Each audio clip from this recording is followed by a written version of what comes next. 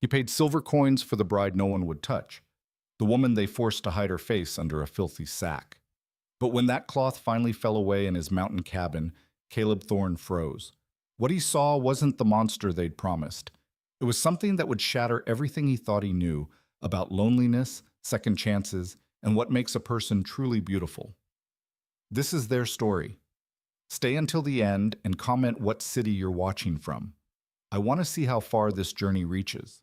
The wind that tore through Helena, Montana Territory in February of 1876 wasn't the kind that merely chilled. It was the sort that carved into bone, the type that made strong men question their faith and weak men abandon it entirely.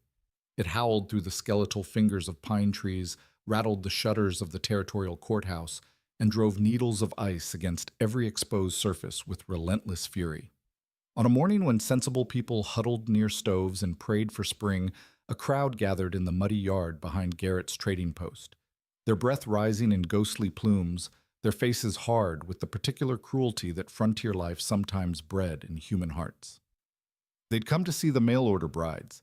It was a spectacle that drew onlookers like moths to flame, desperate women, shipped west like furniture or livestock, standing on display while prospective husbands circled and evaluated.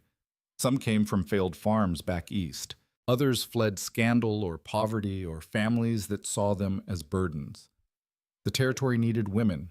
Lonely men paid for passage and papers.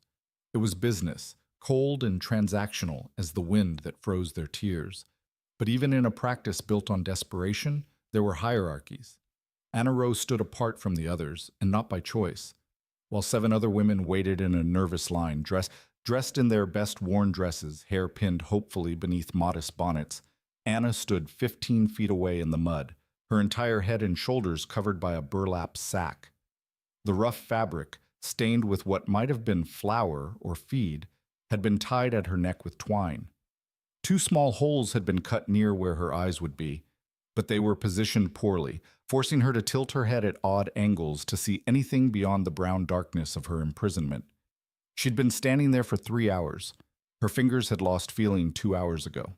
Her feet, wrapped in boots that hadn't been adequate even before they'd worn through at the soles, no longer registered as parts of her body.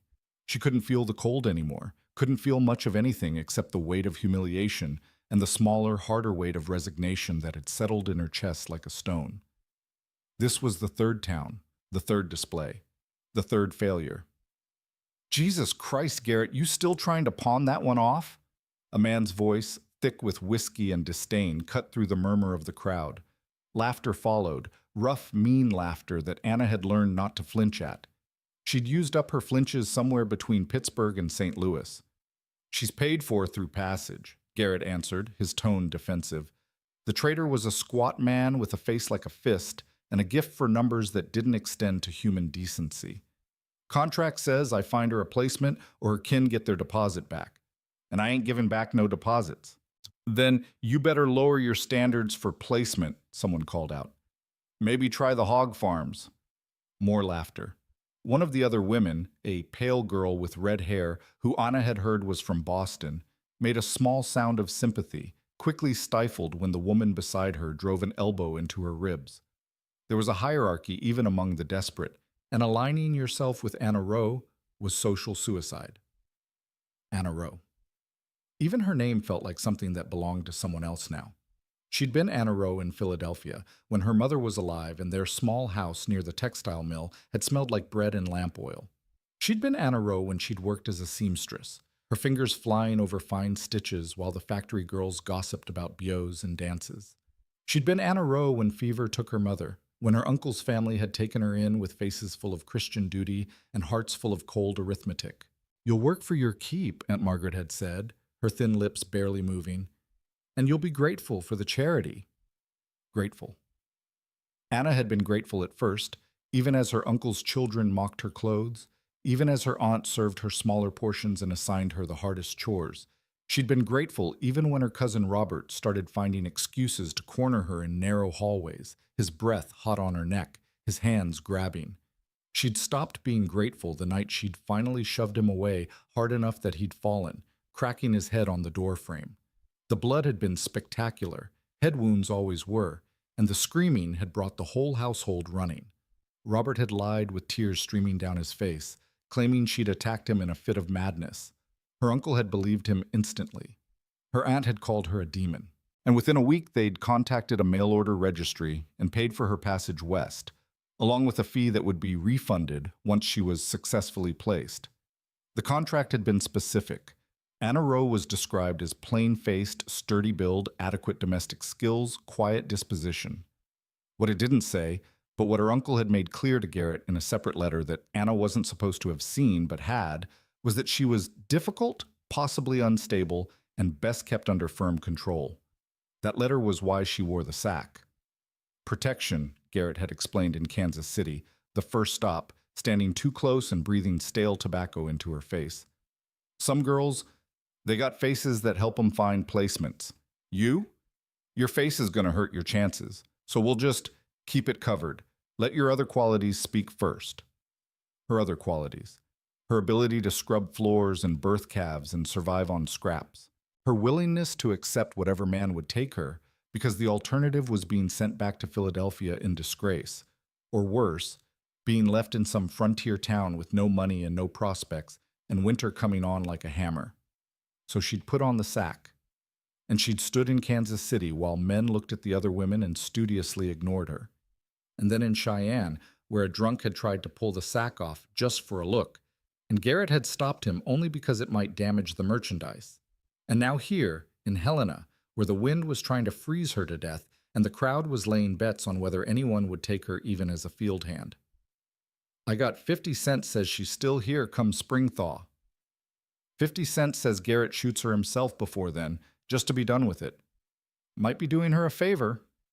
Through the poorly cut eye holes, Anna watched the other women being evaluated. The red-haired girl from Boston went first, snapped up by a rancher who looked old enough to be her grandfather, but who paid Garrett's fee without haggling and led her away to a waiting wagon. She was lucky. The older man probably just wanted a nurse for his final years and someone to inherit the ranch.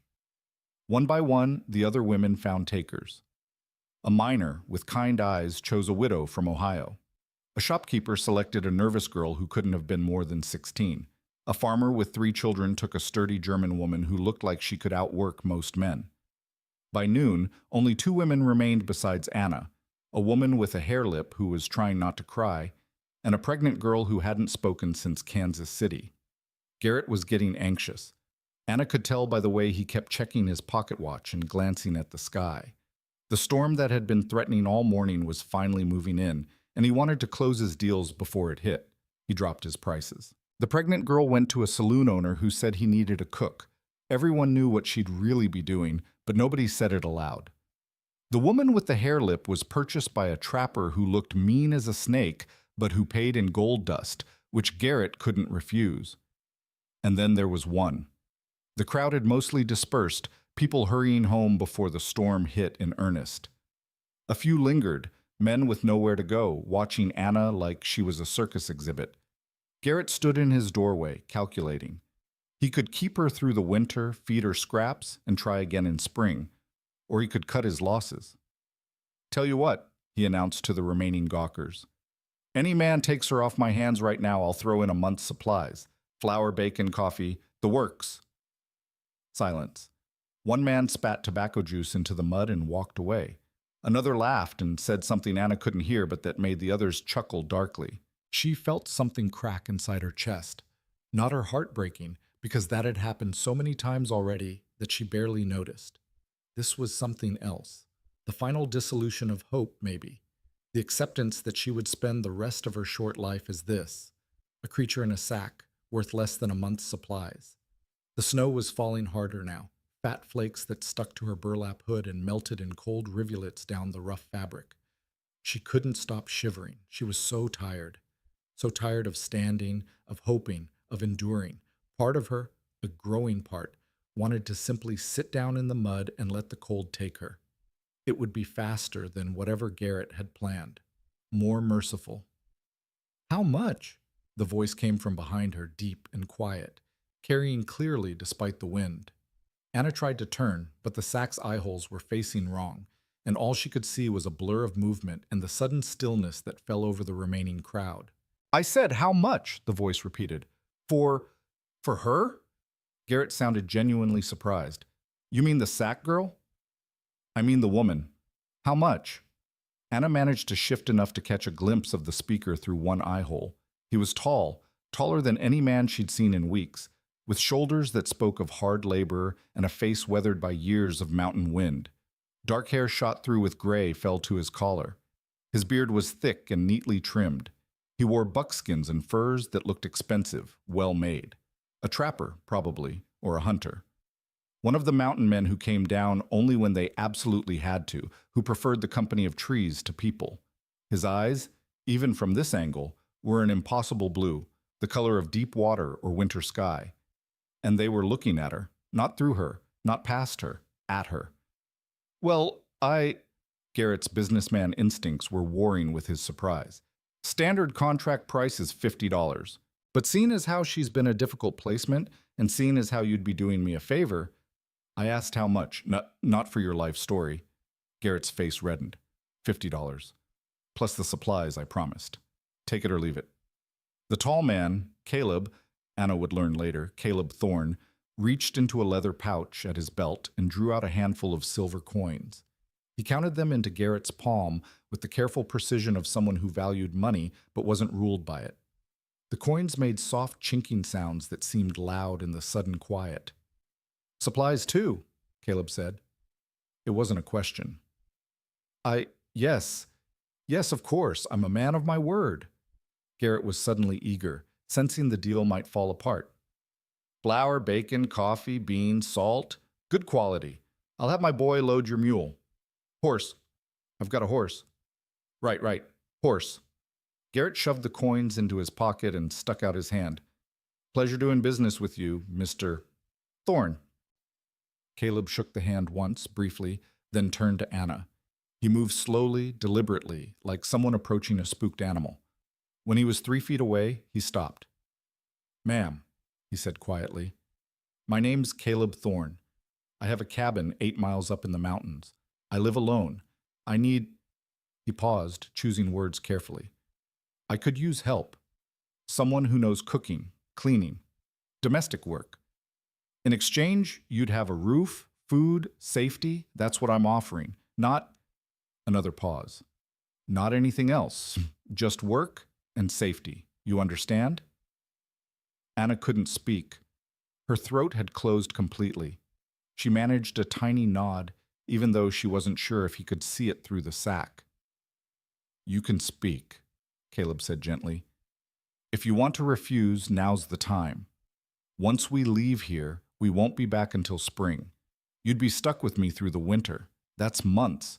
So if you'd rather take your chances here in town... No. The word burst out of her, muffled by burlap but vehement. No, I'll go. I'll work. I can work hard. I won't be trouble. Something flickered across Caleb's face. Sadness, maybe, or pity, but his voice remained steady.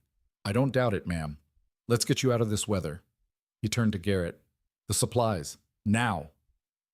While Garrett's boys scrambled to load a pack horse with the promised goods, Caleb untied a large dun gelding from the hitching post. The horse was magnificent, well-fed, well-groomed, its tack sturdy and expensive. This was not the horse of a poor man. Anna felt a small flutter of something that might have been hope, or might have just been desperate relief. Caleb swung into the saddle with practiced ease, then reached down toward her. Give me your hand, ma'am. Anna's fingers were so numb she barely felt them close around his wrist. His grip was warm and strong, and in one smooth motion he lifted her up behind him on the horse as if she weighed nothing. The world tilted and spun, and suddenly she was seated sideways behind the saddle, her legs dangling, the burlap sack making it hard to balance. Hold on to my coat, Caleb instructed, and don't worry about squeezing tight. I won't bite, and I won't judge. You fall off? You could break your neck. Anna grabbed fistfuls of his fur coat and held on. She could feel the solid warmth of him through the leather and fur, could smell wood smoke and pine and something else, soap maybe, or just clean air. After months of cramped wagons and stinking trading posts and her own unwashed desperation, the smell was almost overwhelming. Garrett brought out a paper. Just need your mark, Mr. Thorne. Confirms transfer of the contract. Caleb signed with a short, neat signature, then folded the paper and tucked it into his coat. We're done? We're done. She's your responsibility now. You need anything else? You know where to find me. I won't be back. Caleb clicked his tongue, and the dun horse moved forward, the pack horse following on a lead. Behind them, Garrett was already turning away, no doubt counting his silver and congratulating himself on a difficult sale finally completed. The remaining gawkers watched them go. Anna heard one say, "Crazy bastard, probably wants her for bear bait," and another replied, "Or he's lonelier than we thought. Winter does things to a man's mind." Then the voices faded, lost in wind and distance as Caleb guided the horses away from the trading post, away from Helena, away from everything Anna had known for the past terrible months. The snow fell harder, erasing their tracks almost as soon as they were made. The world narrowed to the rhythm of the horse's gait, the warmth of the man in front of her, and the burlap darkness of her hood. They rode in silence for what felt like hours, but was probably less. Anna's arms ached from holding on, but she didn't loosen her grip. The terrain grew steeper, the trees closer. She could sense them entering the mountains even though she couldn't see properly, could feel the air change and the wind patterns shift.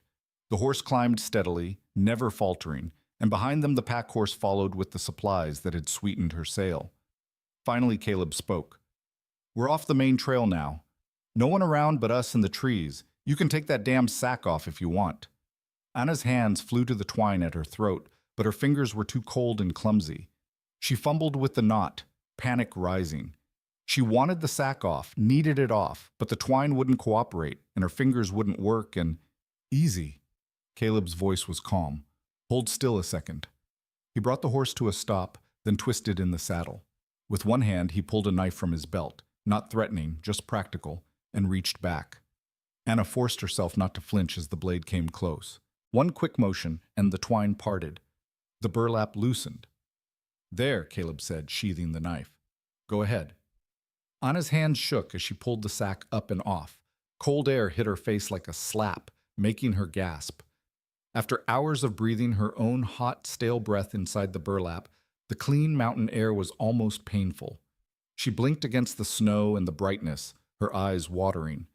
Caleb had turned back around and was looking ahead at the trail, giving her privacy. "There's a canteen on your right, tied to the saddle. Water's cold, but it's clean." Anna found the canteen with fumbling fingers and drank. The water was so cold it made her teeth ache, but it was the best thing she'd tasted in months. She drank until her stomach hurt, then made herself stop and cap the canteen. "Thank you," she whispered. "Don't thank me yet. We've still got hours to go, and the storm's getting worse." He was right. The snow was falling so thick now that Anna could barely see 10 feet ahead. The world was white and gray and the dark green of pine trees, everything muffled and strange. But she could see it. She could see without burlap filtering everything, without those badly cut eye holes limiting her vision. She could see the mountains rising around them, massive and indifferent and beautiful. She could see the horse's ears flicking back and forth, tracking sounds. She could see Caleb's broad back, his shoulders set against the wind. She was free of the sack. The relief was so intense it bordered on pain. They rode on. The trail grew narrower, steeper. The horses navigated with sure-footed confidence that suggested they'd made this journey many times. Anna's world became the rhythm of the ride and the growing cold and the strange, cautious feeling that maybe, her luck had finally changed. It was nearly dark when they reached the cabin. It appeared suddenly through the snow, a solid structure of logs and stone tucked into a clearing surrounded by towering pines. Smoke rose from a stone chimney. A small barn stood nearby, sturdy and well-maintained. This wasn't some rough trapper's shack thrown together from green wood and hope. This was a home. Someone had built this to last, had planned and cared and made something permanent in the wilderness. Caleb dismounted and immediately turned to help Anna down. Her legs nearly buckled when her feet hit the ground. Hours in the saddle, frozen muscles, exhaustion all conspiring to drop her in the snow. Caleb caught her elbow, steadying her without making it seem like a big deal. "Barn first," he said. "Horses need tending before we get comfortable." Anna followed him into the barn, grateful to be out of the wind. Inside, it was warmer. Not warm, but warmer, and it smelled like hay and horses and leather. Caleb moved with efficient competence, unsaddling both horses, rubbing them down, checking their hooves, measuring out grain. Anna watched, trying to help but mostly just staying out of the way. Her hands were still too cold to be useful. "You know horses?" Caleb asked as he worked. "A little. My uncle had a cart horse. I used to feed him sometimes." "These two are easy. The Dun's name is Smoke. Pack horse is Betty. They're good animals, smart. Treat them right and they'll take care of you." He showed her where the feed was stored, where the tack belonged, how he liked things organized. His instructions were clear and patient, never condescending. Anna memorized everything, desperate to prove she could be useful, that he hadn't wasted his money. When the horses were settled, Caleb led her to the cabin. He pushed open the door and warmth rolled out, glorious and immediate. A fire burned in a large stone fireplace, casting dancing shadows on log walls. The cabin was one large room with a sleeping loft above, spartanly furnished but clean and organized. A table and two chairs sat near the fire. A rocking chair occupied one corner. Shelves lined one wall, holding supplies and books. Actual books? More than Anna had expected. Cookware hung from hooks near the hearth. Everything had a place and purpose. And in the corner, near the ladder to the loft, sat a cradle. Anna's eyes locked on it. The cradle was beautiful, carefully crafted from smooth wood with carved details along the edges. A small quilt lay folded inside, the stitching precise and delicate. Someone had made that with love. Caleb saw her looking. His voice, when he spoke, was quiet and careful. "That was for my son, Luke. He's 3 now. Too big for the cradle, but I kept it. He's—" Caleb paused, and something painful moved across his face. "He's staying down in Helena with the Weavers, family friends, while he recovers from a fever. Had it bad last month. Nearly lost him. Doctor said he needs to stay warm and quiet for a few more weeks, then I can bring him home." "I'm sorry," Anna said, the words inadequate but sincere. "Not your fault. Fever comes when it comes." Caleb moved to add wood to the fire. "Point is, I need help getting this place ready for a child again. Need cooking and cleaning and basic care. That's what I'm asking of you. Can you do that?" "Yes." Anna's voice was stronger now. "Yes, I can do that." "Good." Caleb gestured to the loft. "You'll sleep up there. There's a pallet, blankets. It's warm, heat rises. I'll sleep down here by the fire. There's a bolt on the inside of the loft door. Use it if you want. I won't bother you, but I understand if you need to feel safe." The casual way he said it, the acknowledgement that she might not trust him, that she had reason to be afraid, it made Anna's throat tight. She nodded, not trusting her voice. "First things first," Caleb said, all business now. "You need to get warm and eat something. Sit by the fire. I'll make coffee and heat up some stew." "I can cook," Anna protested. "That's my job now, isn't it?" "You can cook tomorrow. Tonight, you need to thaw out before your fingers fall off." There was no arguing with that tone. Anna sat in the rocking chair, which was positioned perfectly to catch the heat from the fire. Caleb moved around the cabin with practiced efficiency, filling a kettle, setting it to boil, ladling stew from a pot that sat near the coals. The stew smelled like heaven, meat and vegetables and herbs, real food, not the thin gruel she'd been subsisting on. While the food heated, Caleb pulled out tin cups and plates. "You drink coffee?" "Yes." "Good. It's strong. Fair warning."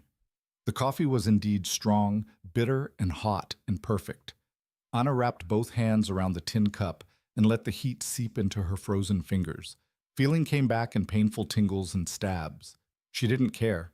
It hurt, but it meant she was alive, was warm, was safe. Caleb served the stew in silence, then sat at the table across from her with his own bowl. For a long moment, neither of them ate.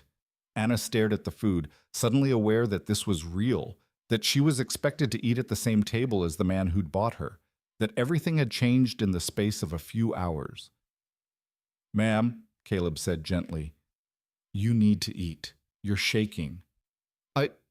Anna's voice cracked. "I don't know your rules yet. Should I ask permission? Should I wait until you're done? I don't know how this works." Caleb set down his spoon. He looked at her directly, his blue eyes steady and serious. Listen to me carefully. There's no trick here, no test. You're not a slave or a servant or anything like that. You're a person who needed help, and I'm a person who needed help. That's all. You eat when you're hungry, you sleep when you're tired, you work because that's the agreement, but you're not property. You understand? Anna wanted to believe him. God, she wanted to believe him so badly.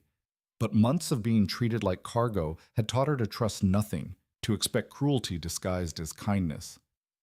I saw your face, Caleb continued, his voice still gentle but firm. When I cut that sack off, I saw. You expected me to react, to flinch or curse or demand my money back. But I'm going to tell you something true, and I need you to hear it. Are you listening? Anna nodded, her heart hammering. You're not ugly. You're not a monster. You're a woman who's been treated badly and who's scared. That's all. And whatever anyone told you about your face, about your worth, they were wrong. You understand? They were wrong. Something broke inside Anna then. Not shattered, nothing violent or dramatic, just quietly cracked, like ice in spring thaw. Tears spilled down her cheeks before she could stop them, hot and fast and overwhelming. She tried to wipe them away, embarrassed, but they kept coming. Caleb didn't move, didn't try to comfort her or tell her to stop. He just sat there, giving her space to break down, his presence steady and undemanding. When the tears finally slowed, he pushed his handkerchief across the table. Thank you, Anna whispered, wiping her face. Eat your stew before it gets cold. They ate in silence after that, but it wasn't an uncomfortable silence. Anna was too hungry to do anything but focus on the food, which was rich and filling and exactly what her body needed. Caleb ate steadily, occasionally adding wood to the fire, checking the window where snow was piling against the glass. When they were done, he collected the dishes. I'll wash these. You go up to the loft and get some sleep. We'll talk more in the morning, figure out a routine. But for tonight, just rest. Anna climbed the ladder to the loft on shaking legs. The space was small but perfect. A pallet with thick blankets, a small trunk for storage, a tiny window that looked out on pine trees and darkness. The bolt Caleb had mentioned was there, solid and real. She stared at it for a long moment, then decided to leave it unbolted. If he'd wanted to hurt her, he'd had plenty of opportunities. And somehow, despite everything, she believed him when he said she was safe. She was asleep before her head fully settled into the pillow, exhausted beyond measure, warm for the first time in months. Downstairs, Caleb washed the dishes and banked the fire for the night. He looked up at the closed loft door and allowed himself one quiet sigh. Then he spread his bedroll near the hearth, checked that his rifle was loaded and within reach, not because of the woman sleeping above, but because mountain nights held their own dangers, and settled in for sleep. The storm howled outside, burying the world in white. But inside the cabin, two broken people had found unexpected shelter. And if neither of them knew quite what came next, at least they were warm. At least they were safe. At least they were home. Anna woke to the sound of an axe biting into wood. Steady, rhythmic strikes that echoed through the pre-dawn stillness. For a moment, confusion swamped her. The ceiling above was rough-hewn logs, not the water-stained plaster of her uncle's attic. The air smelled like pine and wood smoke, not mildew and disappointment. Then memory crashed back. The trading post, the burlap sack, the tall man with impossible blue eyes who'd paid 50 silver coins and asked nothing in return except work. Caleb Thorne. His cabin. His mountains. She sat up quickly, panic fluttering in her chest. What time was it? Had she overslept? Was he angry? The light filtering through the small window was gray and thin. Early morning, but how early? She scrambled out of the blankets, wincing as her muscles protested. Yesterday's ride had left her stiff and sore in places she'd forgotten existed. The loft was cold despite Caleb's assurance that heat rose. Anna's breath misted in front of her face as she hastily braided her hair and tried to smooth the wrinkles from her dress. The same dress she'd worn for weeks, stained and worn, but the only one she had. Downstairs, the cabin was empty, the fire burning low. Through the window, she could see Caleb in the clearing, splitting logs with methodical precision. He'd already been at it long enough to build a substantial pile. Anna hurried to add wood to the fire, then looked around trying to orient herself. What did he expect her to do first? Start breakfast? Clean something? She moved toward the shelves where she'd seen supplies last night, her hands already reaching for flour and coffee, when the cabin door opened and Caleb stepped inside with an armload of split wood. "Morning," he said, his voice neutral. Snow dusted his shoulders and clung to his beard. "You didn't have to rush down. Sun's barely up." "I should have been up before you," Anna said quickly. "I'm sorry. I didn't mean to—" "Stop." Caleb set the wood down by the hearth and brushed snow from his coat. "I've been splitting wood since I was 12 years old. Don't need supervision or company for it. You slept because you needed to sleep, that's all." He moved past her to the water bucket, ladled some into a basin, and washed his hands with methodical care. Anna watched, uncertain, as he dried them on a cloth and then turned to face her properly. In the morning light, she could see him more clearly than she had last night. He was older than she'd first thought, maybe 40, maybe more, with lines carved deep around his eyes and mouth. Not a handsome man by conventional standards, but striking in the way mountains were striking, solid, weathered, permanent. "You know how to make coffee?" he asked. "Yes." "Good. Make us a pot while I feed the chickens." "Chickens?" Anna hadn't seen any chickens. "Small coop behind the cabin. 6 hens. They're mean as rattlesnakes, but they lay decent. Check for eggs while you're at it." He pulled his coat back on. "Supplies are marked. Coffee's in the blue tin. Sugar's scarce, so we don't use much. Eggs and bacon for breakfast if that suits you. I'm not particular about food, but I won't eat slop. Cook it right or don't cook it at all." He was gone before Anna could respond, the door closing firmly behind him. She stood in the middle of the cabin, processing. He wanted breakfast. She could do breakfast. She'd been cooking since she was old enough to reach the stove. This was familiar territory, something she could control. Anna found the blue tin and set about making coffee, measuring carefully, conscious that supplies in the mountains couldn't be wasted. While the coffee boiled, she investigated the cold box near the door and found bacon wrapped in cloth, a bowl of eggs, butter, half a loaf of bread that was starting to go stale. She could work with this. She could make something good. By the time Caleb returned, empty basket in hand, presumably filled with eggs that he'd already transferred somewhere, the cabin smelled like coffee and frying bacon. Anna had found a cast iron skillet and was cooking with focused intensity, determined to prove her worth. The bacon was crisping perfectly. She'd scrambled eggs with a splash of water to make them fluffy, the way her mother had taught her. The stale bread was sliced and waiting to be toasted in the bacon fat. Caleb hung up his coat and came to stand near the fire, warming his hands. He watched her cook without comment, his expression unreadable. Anna's hands wanted to shake under that steady gaze, but she forced them to remain steady. This was a test, even if he claimed it wasn't. Everything was a test. "Plates are in the cupboard left of the basin," Caleb said finally. "I take my coffee black." Anna served breakfast at the small table, trying not to let her nervousness show. Caleb sat down, bowed his head for a moment in what might have been prayer, then picked up his fork and took a bite of the eggs. Anna held her breath. "Good," he said after swallowing. "Real good. You weren't lying about being able to cook." The relief that flooded through Anna was so intense she nearly swayed. "Thank you. I can do better once I know what you like, what supplies we have, how the stove runs. This is fine." Caleb was already eating the bacon, steady and efficient. "Better than fine. I've been living on my own cooking for months, and I'm not much good at it. This is—" He paused, something complicated crossing his face. "This is nice. Having someone cook who knows what they're doing." They ate in silence for a while. Anna forced herself to eat even though her stomach was in knots, knowing she needed the strength. Outside, the storm had passed, leaving the world buried in fresh snow that sparkled in the weak morning light. Everything looked clean and new and desperately cold. "Storm's done," Caleb said, echoing her thoughts. "We'll dig out today, make sure the barn roof didn't suffer. Tomorrow, if the weather holds, I'll ride down to check on Luke, see if he's ready to come home yet."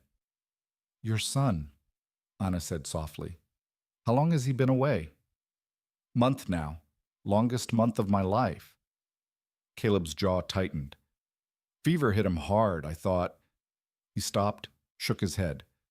Dr. Weaver said he needed constant care, warm conditions, medicine I couldn't provide up here. Said if I wanted Luke to live, I had to leave him in town, so I did. But it's been eating at me every day since. That must have been hard. Hard doesn't cover it.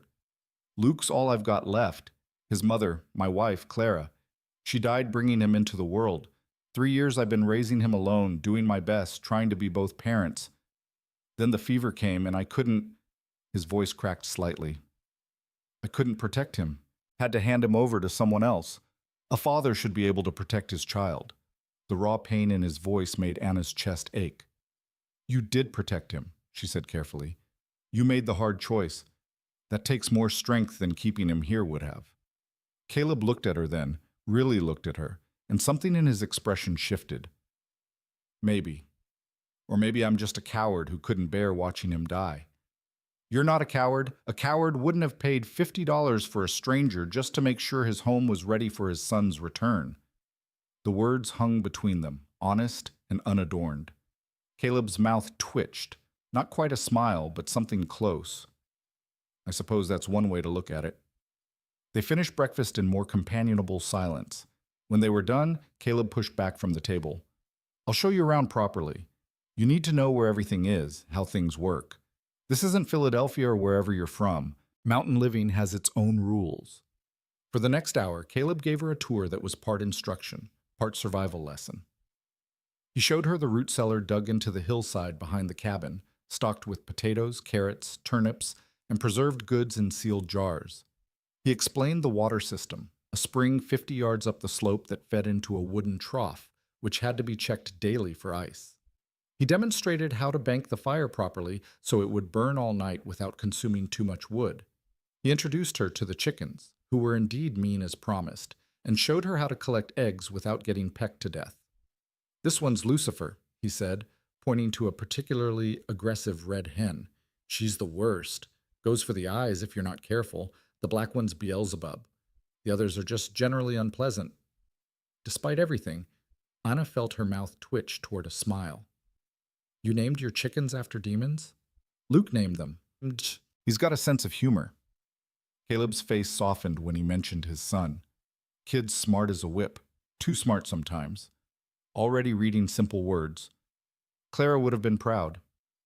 I'm sure she is, Anna said quietly. Caleb didn't respond to that, just moved on to show her the woodpile, the tool shed, the small smokehouse where he cured meat. Everything was organized with military precision, each item in its place, each system designed for efficiency and survival. This was a man who understood that carelessness in the mountains meant death. By midday, Anna's head was spinning with information, but she was starting to understand the rhythm of this place. It was harsh, yes, and isolated, but there was a kind of logic to it that appealed to her. Everything had a purpose. Nothing was wasted. It was so different from her uncle's house, where appearances mattered more than function, where food was thrown away while Anna went hungry because feeding her too much might make her ungrateful. You're quiet, Caleb observed as they walked back to the cabin through knee-deep snow. Overwhelmed. No, yes, there's a lot to learn, but I can do it. I want to do it.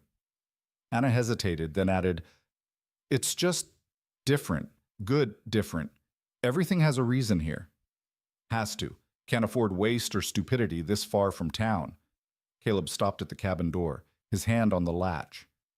Listen, I know this arrangement is strange. I know you probably don't trust me yet, and that's fair, but I meant what I said last night. You're safe here.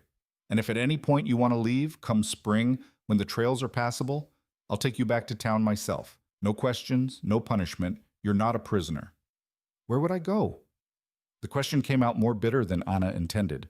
Back to that trading post? Back to my uncle's house? There's nowhere for me, Mr. Thorne. This is better than anything I could have hoped for. Something pained flashed across Caleb's face. That's a damned sad thing to hear, ma'am, but I understand. World's not kind to women with no family, no money. I understand that better than you might think. He went inside, leaving Anna standing in the snow, wondering what he meant. What did a man like Caleb Thorne, competent and strong and clearly capable of surviving alone, understand about being powerless? The afternoon settled into a routine of work. Anna cleaned the cabin with thorough intensity, scrubbing surfaces that probably didn't need scrubbing, but doing it anyway because she needed to feel useful. Caleb worked outside, shoveling paths between the buildings, checking the barn roof, maintaining the careful order of his mountain homestead.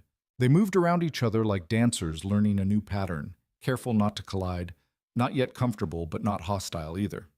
For dinner, Anna made soup from salt pork and dried beans, stretching the supplies as far as she could while still making something substantial. She baked bread, real bread, not the hardtack she'd been eating for months, and the smell of it filled the cabin like a benediction. When Caleb came in and stopped dead in the doorway, just breathing in the scent with his eyes closed, Anna felt a fierce surge of satisfaction. "Been 2 years since I've smelled fresh bread in this cabin," he said quietly. "Clara used to bake every week. I tried to keep up the habit after she died, but I'm not good at it. Always comes out like rocks." "I can teach you," Anna offered. "If you want." "Maybe." Caleb washed up and sat down. "Or maybe I'll just enjoy having someone who knows what they're doing handle it." They ate dinner as the sun set behind the mountains, painting the snow in shades of pink and gold. Caleb talked a little about the mountains, about the game that lived in these woods, about the careful balance of predator and prey. Anna listened, fascinated despite herself. She'd never met anyone who spoke about nature with such respect, such understanding. "You really love it here," she said when he paused. "I do. It's hard, and it's lonely sometimes, but it's honest. Mountain doesn't lie to you, doesn't pretend to be something it's not. Does what it does, and you either adapt or die. There's a purity in that." "And Luke? Does he love it too?" Caleb's expression softened. "Kid's half mountain goat already. Fearless in a way that terrifies me daily. Climbs everything, wants to explore everything. I have to watch him like a hawk because he's got no sense of danger yet. But yeah, he loves it. This is his home. Only home he's ever known." "What was his mother like?" The question was bold, maybe too bold, but Anna wanted to know, wanted to understand the woman who'd lived in this cabin, who'd made bread and raised a child and died too young. Caleb was quiet for a long moment. When he spoke, his voice was careful, measured. "Clara was steady. That's the word I always come back to. Steady and strong and practical. She grew up on a ranch in Wyoming, knew hard work before she could walk. When we married, she knew what she was signing up for. This cabin, this isolation, this life. Never complained, never asked for more than I could give." He paused. "She wanted children. We tried for 5 years before Luke finally came. She was so happy when she realized she was carrying, said it was worth every year of waiting. But the birth," Anna trailed off, "went wrong from the start. I knew it. She knew it. I wanted to ride for the doctor, but she said there wasn't time. She was right. I delivered Luke myself in this cabin while she bled out beneath my hands." His voice was flat now, reciting facts. "She lived long enough to hold him, long enough to make me promise I'd raise him right, raise him strong. Then she was gone. Just like that.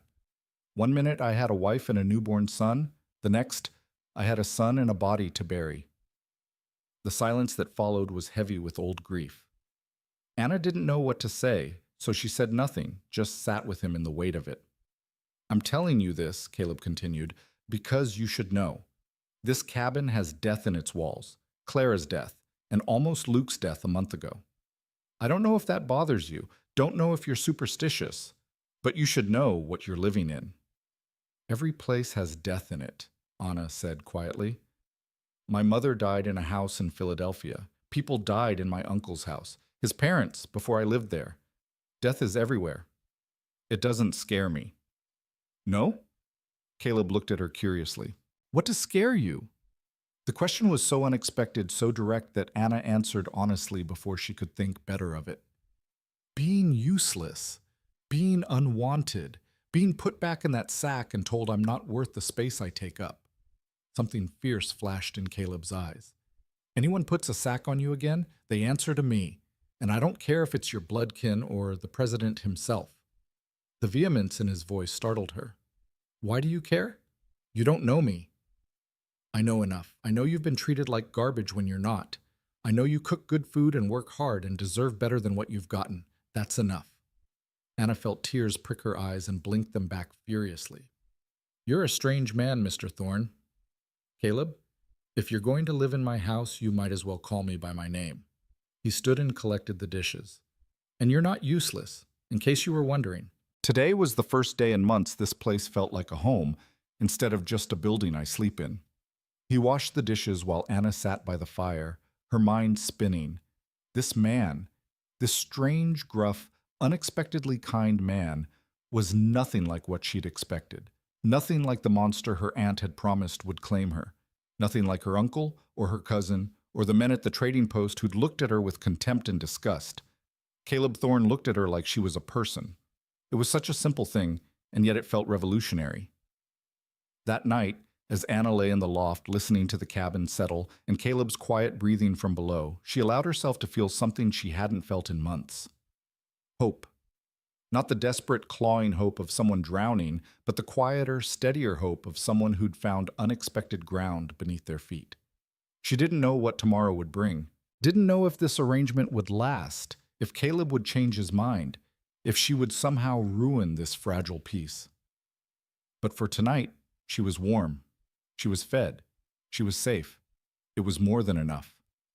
Morning came cold and clear, the sky a hard blue that promised no mercy and no warmth. Anna was up before dawn this time, determined not to be caught sleeping while Caleb worked.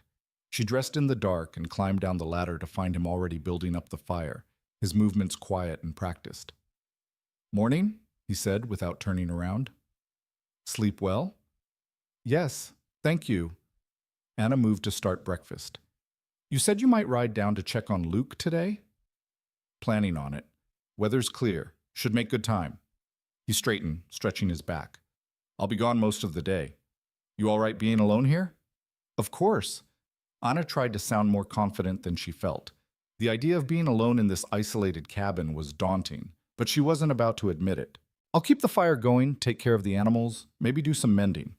Caleb studied her for a moment, his blue eyes thoughtful. There's a rifle above the door. You know how to shoot? No. Then don't touch it unless a bear's breaking down the door, and even then you're better off hiding in the loft. Bears mostly leave people alone if you don't provoke them, but a wounded bear's a dangerous thing. He paused. Actually, everything up here's dangerous if you don't respect it.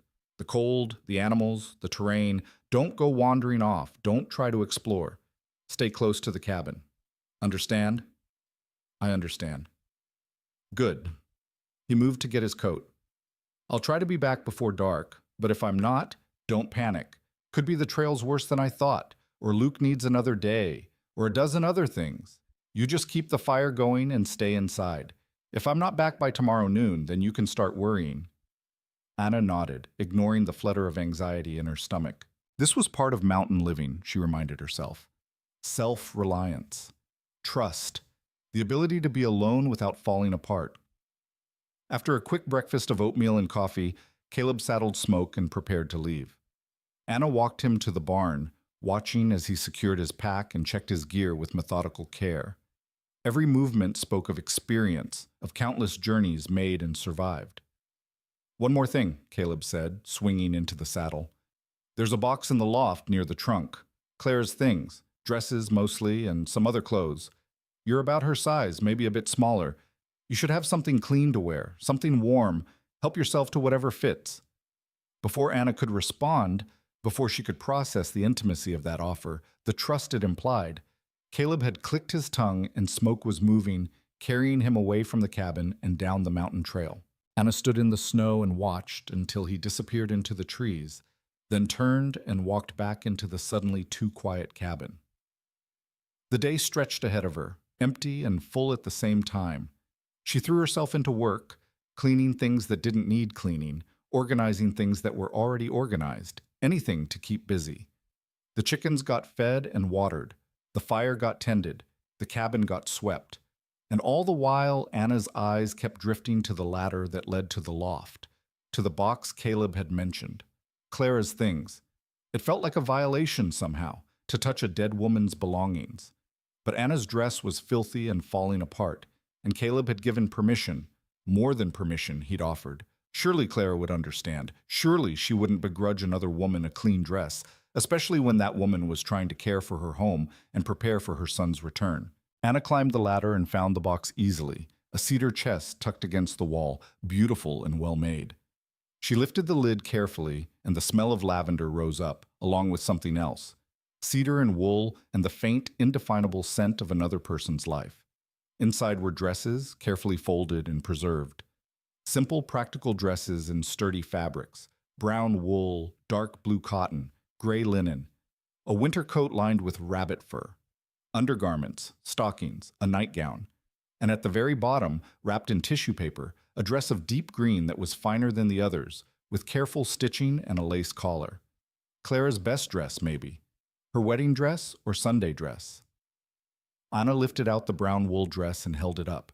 It would fit, she thought, maybe a little loose in the shoulders, maybe a little long, but it would fit. And it was clean. God, it was clean and whole and would be warm. She changed quickly, almost guiltily, folding her ruined dress and setting it aside. The wool felt strange against her skin, soft and expensive in a way she'd almost forgotten existed. When she descended the ladder and caught a glimpse of herself in the small mirror near the basin, she barely recognized the woman looking back. Clean dress, clean face, hair neatly braided. She looked almost respectable. The thought made her laugh, a short, sharp sound that echoed strangely in the empty cabin. Respectable. As if a dress could erase months of humiliation. As if fabric could change what she was. A woman no one wanted, bought for $50 and a month's supplies. But when she looked in the mirror again, she saw something else too. Not just the respectable dress, but the way she stood differently in it. Straighter, stronger.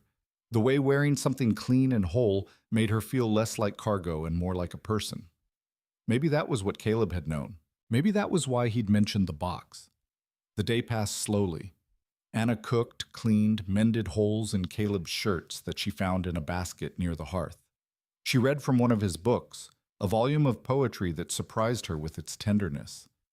She watched the sun track across the sky and tried not to worry about the man who'd ridden down the mountain that morning. He'd be fine. He knew these mountains. He'd made this journey hundreds of times. But what if he wasn't fine? What if something happened? What would she do, alone in this cabin with winter closing in and no way to get help?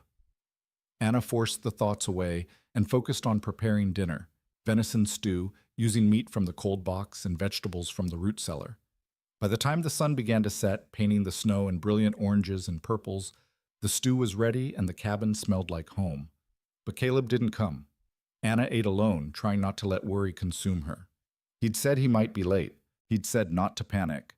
She forced herself to clean up, to bank the fire properly, to go through the evening routine Caleb had taught her. Then she climbed to the loft and lay in the darkness, listening to the wind and the creaking of the cabin and the terrible silence of being alone. She didn't sleep. She lay awake for hours, every sound making her tense, wondering if it was Caleb returning or something worse, a bear, a mountain lion, bandits. Her imagination conjured 1,000 disasters. Finally, somewhere deep in the night, she heard it, the sound of a horse's hooves in snow, the creak of the barn door, the low murmur of a voice, Caleb's voice, talking to Smoke as he unsaddled him. Anna nearly sobbed with relief. She heard him come into the cabin, heard him add wood to the fire and move around quietly, trying not to wake her. She almost called down to let him know she was awake, but something stopped her. Instead, she lay in the darkness and listened to him settle for the night. The sounds of another person in the house, suddenly the most comforting thing in the world. Tomorrow, she told herself. Tomorrow she'd ask about Luke, about the journey, about when the boy would come home. Tomorrow she'd prove herself even more useful, more valuable, more worth the $50 Caleb had spent. But tonight, she just let herself feel grateful. Grateful for the warm dress, for the safe cabin, for the man downstairs who'd ridden through the dark to come home. Grateful that she wasn't alone anymore, even if this was temporary, even if it couldn't last. For the first time since her mother died, Anna Rowe fell asleep feeling something close to peace. And downstairs, sitting by the fire he'd just rebuilt, Caleb Thorne stared into the flames and wondered what the hell he'd gotten himself into. The cabin had felt different the moment he'd walked in, warmer somehow, despite the banked fire. It smelled like cooking and cleaning and life. And when he'd seen the brown wool dress folded carefully over the rocking chair, Claire's dress, the one she'd worn most often, something had twisted in his chest. This strange, scared woman was wearing his dead wife's clothes, was sleeping in his cabin, was making it feel like home again after 3 years of just surviving. And Luke had asked about her, had wanted to know if the lady was nice, if she would like him, if she would stay. The boy was starving for a mother's care, for softness in a world that had been all hard edges since Clara died. Caleb had told him yes, had promised the lady was nice, that she would stay, at least through the winter. And Luke's face had lit up in a way Caleb hadn't seen since before the fever, so now he was committed. To this arrangement, to this woman, to whatever this was becoming. He'd brought her here for practical reasons. He needed help. She needed safety. Simple transaction. But nothing felt simple anymore. Nothing felt like just a transaction when he came home to the smell of cooking and saw light in the windows and knew someone was waiting. Not waiting for him exactly, just waiting. Being there. Existing in the same space. It was dangerous, this feeling. Dangerous to get used to it, because come spring she might leave. Probably would leave once she realized she had options, once she understood she didn't have to settle for a lonely mountain man and his cabin full of ghosts. But for now, for tonight, Caleb let himself enjoy the warmth, the full belly, the knowledge that tomorrow he'd wake to fresh coffee and conversation and something that almost felt like family. It was more than he'd had in years. It was more than he'd let himself hope for. And God help him, he wanted it to last. Morning arrived with Caleb already moving around downstairs, and Anna dressed quickly in another of Clara's dresses. This one a dark blue cotton that felt soft against her skin. When she climbed down the ladder, she found him packing supplies into a leather satchel, his movements purposeful and slightly hurried. "He's ready," Caleb said without preamble, not looking up from his work. "Luke, doctor says the fever's gone, lungs are clear. I can bring him home today." Anna's heart jumped, excitement mixed with sudden, sharp anxiety. A child. She'd be caring for an actual child, not just maintaining an empty cabin. That's wonderful. You must be so relieved. Relieved doesn't cover it.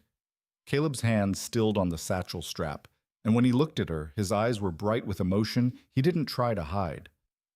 Felt like I was missing half my soul this past month, like I couldn't breathe right with him gone. He cleared his throat roughly. "I'll head out within the hour. Should be back by late afternoon if the weather holds." "What should I do? To prepare, I mean, for Luke." Anna twisted her hands together, suddenly aware of how little she knew about children. She'd helped mind her cousin's babies occasionally, but always under strict supervision, always with someone ready to criticize her every move. Caleb straightened, considering her with that steady, assessing gaze that made her feel both exposed and strangely safe. "Kid's been sick, so he'll be tired easy. Probably scared too. He's been away from home longer than ever before. He'll need patience, gentleness." He paused. "He'll also test you. Luke's got a mind of his own and a stubborn streak wide as the Missouri. Don't let him run over you, but don't break his spirit either. That make sense?" "I think so, yes." "Good." Caleb moved toward the door, then stopped and turned back. "Anna, Miss Rowe, I need you to understand something. Luke is everything to me. Everything. If I thought for 1 second you'd hurt him or neglect him or—" "I won't," Anna interrupted, her voice firm. "I swear to you, I won't. I know what it's like to be a child no one wants, no one protects. I would never—" Her voice caught. "I would never do that to anyone, especially not to a child who's already lost his mother." Something in Caleb's face softened. "I believe you. Don't know why, but I do." He pulled on his coat. "Make something good for dinner. Something a kid would like. Luke's been living on broth and soft foods for weeks. He'll be hungry for real food." After he left, Anna stood in the center of the cabin and tried to calm her racing thoughts. A child. She'd be responsible for a child. The weight of it settled over her shoulders like a physical thing, heavy but not unwelcome. This was what she'd agreed to. This was the work Caleb had bought her for. Except it didn't feel like being bought anymore. It felt like being trusted. Anna threw herself into preparation with almost frantic energy. She cleaned the cabin again, paying special attention to the areas a small child might touch or explore. She checked the loft ladder to make sure it was secure. A 3-year-old could climb, might try to follow her up. She moved anything dangerous or breakable to higher shelves. She baked fresh bread and prepared a stew that would be ready when they returned, using dried apples from the root cellar to make a sweet compote she hoped Luke would like. The hours crawled by with agonizing slowness. Anna found herself checking the window constantly, watching the trail for any sign of movement. The chickens got fed twice because she forgot she'd already done it. She reorganized the same shelf 3 times. Her nervous energy had nowhere to go except into endless small tasks that didn't really need doing. What if Luke hated her on sight? What if he cried for his father to send her away?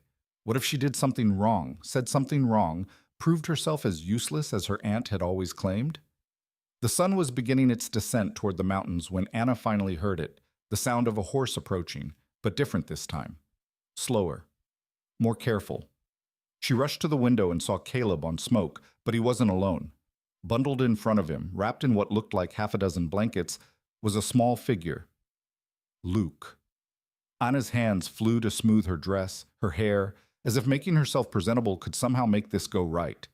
Then she forced herself to step away from the window, to wait by the fire like a normal person, not like a desperate woman whose entire future might depend on whether a 3-year-old child accepted her. The cabin door opened and cold air rushed in along with Caleb, who stepped inside carefully, his precious cargo held secure against his chest. "We're home, buddy," he said softly. "Remember? I told you about home." A small voice, hoarse and uncertain, answered. "Cold." "I know, but it's warm inside, see?" Caleb moved toward the fire, and that's when Anna got her first clear look at Luke Thorne. He was small, even for 3 years old, made smaller by illness and wrapped in layers of blankets until only his face showed. That face was pale, with dark circles under eyes that were the same impossible blue as his father's, dark hair stuck up in tufts where it had been pressed against Caleb's coat. But there was something in his expression, even exhausted as he was, that spoke of intelligence and curiosity and a will that hadn't been broken by fever or fear. Those blue eyes locked on Anna, and she saw him stiffen in his father's arms. "Who?" Luke asked, his small hand clutching at Caleb's coat. "This is Miss Anna," Caleb said gently, crouching down so Luke could see her better without having to look up. "Remember I told you she's going to help take care of you while you finish getting strong again. She's been making this cabin nice for you." Luke studied Anna with an intensity that felt far too adult for such a small child. She forced herself to stay still, to let him look his fill, to not do anything that might startle or frighten him. This moment mattered. She could feel it in her bones. "You live here now?" Luke's voice was quiet, rough from illness. Anna knelt down slowly, bringing herself to his eye level. "If that's all right with you. Your papa thought you might need someone to make good food and keep things warm while he works. But this is your home, Luke, yours and your papa's. I'm just here to help." Luke considered this gravely. Then, with the blunt honesty of small children everywhere, he asked, "Are you pretty?" The question hit Anna like a physical blow. She felt her face flush, felt the old shame rising. What could she say? That she was the woman men paid not to look at? That she'd worn a sack over her head because her face was considered that offensive? But before she could formulate any answer, Caleb spoke, his voice gentle but firm. "That's not a polite question, Luke. We don't ask people that." "Why not? Mama was pretty. Mrs. Weaver said so. She showed me the drawing." "Your mama was beautiful," Caleb agreed, "but that's not the most important thing about a person. Miss Anna is kind. That matters more than pretty." Luke turned back to Anna, those blue eyes measuring. "Are you kind?" This, at least, was a question she could try to answer honestly. "I try to be. I'm not perfect at it, but I promise I'll try my best with you. Is that enough?" Luke was quiet for a long moment. Then he nodded once, decisively, like a judge delivering a verdict. "Okay. Can I have food now? I'm hungry." The tension broke like a snapped thread. Caleb laughed, the sound rough with relief, and stood up with Luke still in his arms. "Let's get these blankets off you first, buddy. You're wrapped up like a mummy." Anna watched as Caleb carefully unwound the layers, revealing a thin child in clothes that hung loose on his small frame. Luke had lost weight during his illness. Too much weight for such a little body. But he stood on his own feet once Caleb set him down, swaying slightly but determined, and that determination sent a fierce surge of protectiveness through Anna's chest. "Stew's ready," she said, keeping her voice calm and normal. "And I made apple compote. It's sweet." "I like sweet things," Luke announced, then immediately started coughing, a wet, rattling sound that made Caleb's face tighten with worry. "Easy, son. Breathe slow." Caleb rubbed Luke's back until the coughing subsided. "Doctor said the cough might linger a while. Doesn't mean the fever's back, just means his lungs are still healing." Luke nodded, catching his breath, then spotted the rocking chair near the fire. "That's Mama's chair." "It was," Caleb said carefully. "Now it's just a chair. You want to sit in it while Miss Anna gets your food?" But Luke was already climbing up into the chair, his small body swallowed by it, his feet dangling well above the floor. He started to rock, the motion gentle and soothing, and closed his eyes. "Mama used to rock me when I was a baby. You told me that story." "I did. She loved rocking you." Caleb's voice was thick with emotion. He looked at Anna, and she saw the rawness in his face, grief and love and fear all tangled together. Anna moved quickly to serve the food, giving Caleb a moment to compose himself. She filled a small bowl with stew, made sure it wasn't too hot, added a piece of fresh bread broken into manageable chunks. The apple compote went into a separate, smaller bowl. When she brought it to Luke, he opened his eyes and looked at the food with an expression of wonder. "That's a lot," he said. "You don't have to eat it all. Just eat until you're full." Anna set the bowls on the small table. "Do you want to sit at the table or stay in the chair?" "Table. Papa says we eat at the table like civilized people." Luke climbed down from the rocking chair and went to the table, where Caleb was already pulling out a chair for him.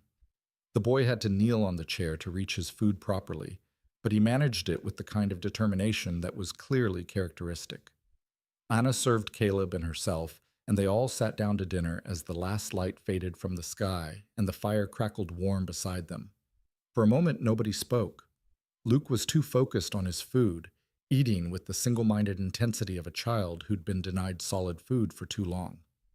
Caleb watched his son with naked relief on his face, and Anna felt something unfurl in her chest, something fragile and dangerous and almost like belonging. "This is real good, Miss Anna," Luke said suddenly, his mouth still half full of bread. "Better than Mrs. Weaver's." "Don't talk with your mouth full," Caleb corrected gently, but he was smiling. Luke swallowed dramatically. "Better than Mrs. Weaver's," he repeated. "She made everything mushy, said it was easier on sick tummies. But I'm not sick anymore." "You're getting better," Caleb corrected. "Still need to be careful. Still need to rest a lot." Luke's face scrunched up in displeasure. "Resting is boring." "Resting is how you stay alive long enough to do unboring things later." Caleb's tone was firm but warm. "Doctor's orders, remember? You promised you'd be good." "I'm being good right now. I'm eating vegetables." Luke pointed at a piece of carrot in his stew as if it were irrefutable evidence of his virtue. Anna found herself smiling despite her nerves. The boy was charming in that unconscious way children could be, saying exactly what he thought with no filter, no artifice. It was refreshing after months of dealing with adults who said one thing and meant another. After dinner, Caleb carried Luke to the rocking chair and wrapped him in a clean blanket while Anna cleaned up.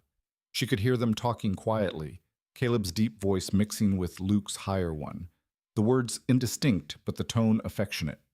When she glanced over, she saw Luke starting to nod off against his father's chest, his small fingers clutching Caleb's shirt. "Should I make up the cradle?" Anna asked quietly. Caleb shook his head. "Too small for him now. He'll sleep in the loft with me tonight, until he's steadier on his feet." He paused. "You all right taking the bedroll down here? Just for tonight?" "Of course." Anna would have slept on the floor without blankets if it meant Luke could be comfortable. "Whatever he needs." "Appreciate it. Appreciate Tuoka-san." Caleb stood carefully, cradling his sleeping son. "I'll get him settled, then come back down to help with. I can handle it. You stay with him." Anna shooed him toward the ladder. "I'll bank the fire and make sure everything's secure. You just take care of your boy." Caleb looked at her for a long moment, something unreadable moving behind his eyes. Thank you, he said quietly, for today, for making this easy for him, for... He stopped, shook his head. Just thank you. He climbed the ladder with Luke secure in his arms, moving with practiced ease despite the awkward angle. Anna heard the soft sounds of settling, of Caleb's low voice murmuring something to his son, and then quiet. She finished cleaning up, moving through the cabin as silently as she could. The bedroll Caleb had mentioned was stored in the trunk near the hearth, thick wool blankets and a pallet that would be comfortable enough. She spread it out near the fire, close enough for warmth, but not so close she'd risk burning in her sleep. The cabin was peaceful in a way she'd never experienced. Outside, the wind moved through the pines with a sound like breathing. Inside, the fire popped and settled. Above, a small child slept safely in his father's arms. And Anna, for the first time in longer than she could remember, felt like she had a purpose that went beyond mere survival. She was needed here. Luke needed her cooking, her care. Caleb needed her help managing the household and his son. It wasn't love, wasn't family in any real sense, but it was close enough to matter, close enough to make her want to fight to keep it. Anna lay down on the bedroll and pulled the blankets up, watching the firelight dance across the log walls. Tomorrow would bring new challenges. Luke's recovery, establishing routines, figuring out how to navigate this strange new configuration of people sharing space. But tonight she could just rest in the knowledge that she'd passed some kind of test. Luke hadn't rejected her. Caleb hadn't regretted bringing her here. It was enough. She drifted towards sleep, listening to the comfortable sounds of the cabin, fire, wind, the slight creak of the loft as someone shifted position. Safe sounds. Home sounds. The next week settled into a rhythm that was sometimes smooth and sometimes chaotic, but always purposeful. Luke's presence transformed the cabin from a quiet, orderly space into something louder and messier and infinitely more alive. He was everywhere at once, it seemed, climbing, exploring, asking endless questions about everything he saw. Why is snow white? Why do chickens have feathers? Why can't I go outside without my coat? Why is the sky blue? Why do you talk different than Papa? Anna answered what she could and directed him to his father for the rest. She learned quickly that Luke was clever and curious and utterly without fear, which made him dangerous to himself in about 17 different ways. He tried to climb the ladder to the loft and fell off, earning a bruise and a stern lecture from Caleb. He attempted to pet Lucifer the demon chicken and nearly lost a finger. He decided to help with cooking and knocked over a pot of soup that thankfully had cooled enough not to scald him. Through it all, Anna found herself falling halfway in love with the impossible child. His resilience amazed her, barely a month removed from nearly dying, and he threw himself at life with complete commitment. His joy was infectious. His laughter, when it came, was the purest sound she'd ever heard. And watching Caleb with Luke revealed depths to the man she was only beginning to understand. Caleb was patient in a way that seemed almost supernatural, explaining things carefully, setting boundaries firmly but kindly, never raising his voice even when Luke pushed every limit he could find. The love between them was palpable, a force that filled the cabin and made Anna's chest ache with something that might have been envy or longing or simply recognition of what family could be. "You're good with him," Caleb said one evening after Luke had finally fallen asleep. They were sitting by the fire, Anna mending and Caleb cleaning his rifle, the domestic scene almost painfully normal. "He makes it easy. He's a wonderful child. He's a handful is what he is." But Caleb was smiling. "Wears me out completely. I don't know how Clara managed him as a baby. I could barely handle him with help." "Did you have help? After she died?" Caleb was quiet for a moment, his hands stilling on the rifle. "Some. Mrs. Weaver came up for the first few months, taught me the basics. How to change him, feed him, get him to sleep. But mostly it was just me and Luke figuring it out together." He resumed cleaning, his movements methodical. "Made a lot of mistakes. Still do. But he's alive and mostly happy, so I figure I haven't completely failed." "You haven't failed at all. He adores you." "Feelings mutual."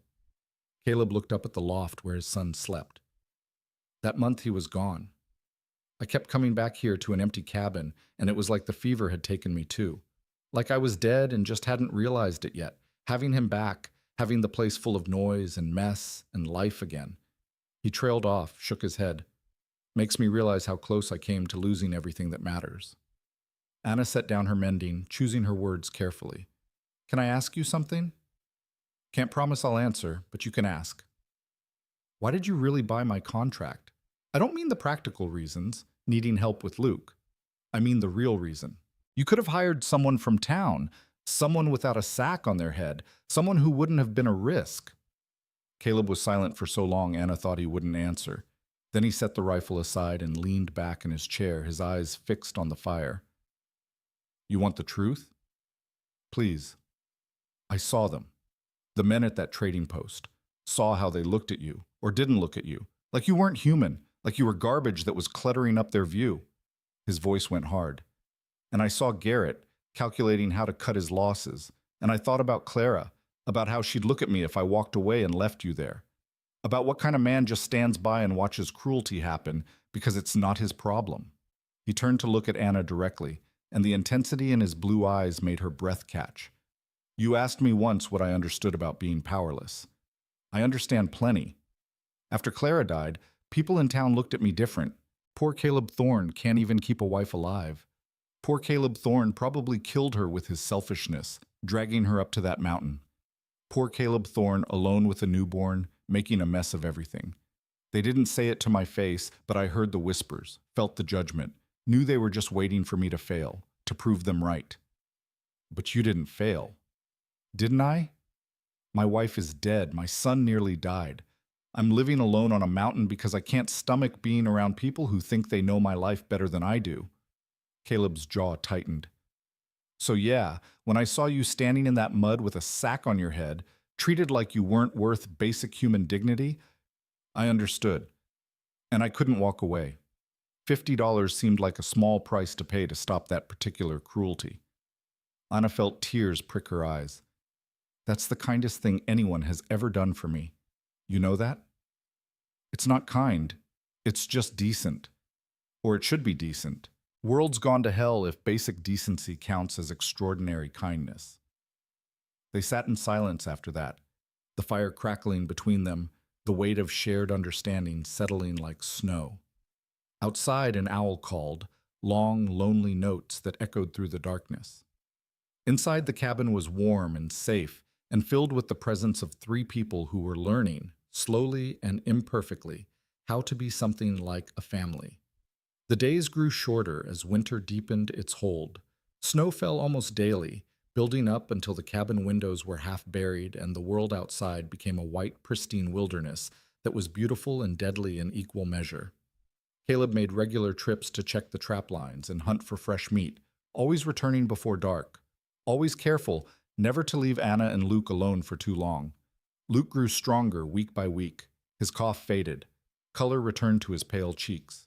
His energy became boundless, requiring constant supervision and creative solutions to keep him occupied during the long winter days when going outside was dangerous. Anna taught him simple songs and games. She showed him how to knead bread dough, which he loved because it let him pound something without getting in trouble. She told him stories, modified fairy tales with the scary parts removed, stories about brave children and kind animals and happy endings that she desperately wanted to believe in. And Luke, in his unselfconscious way, taught her things too. He taught her how to laugh without guilt, how to play without worrying about judgment, how to exist in the moment without constantly calculating her worth or anticipating punishment. You're smiling more, Caleb observed one afternoon while Luke napped and they worked side by side preparing dinner. I noticed.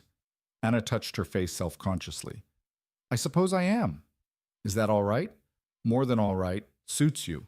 Makes you look... He stopped abruptly, his ears reddening slightly. Makes me look what? Nothing. Never mind. How's that stew coming? But Anna had seen something flicker across his face, something that made her pulse quicken in a way that was entirely inappropriate for a woman in her position. She was here to work, to care for Luke, to be useful. Nothing more. Getting ideas above her station would only lead to heartbreak. Still, she caught herself noticing things. The way Caleb's eyes crinkled when he smiled at his son. The strength in his hands when he chopped wood. The patience in his voice when he explained things.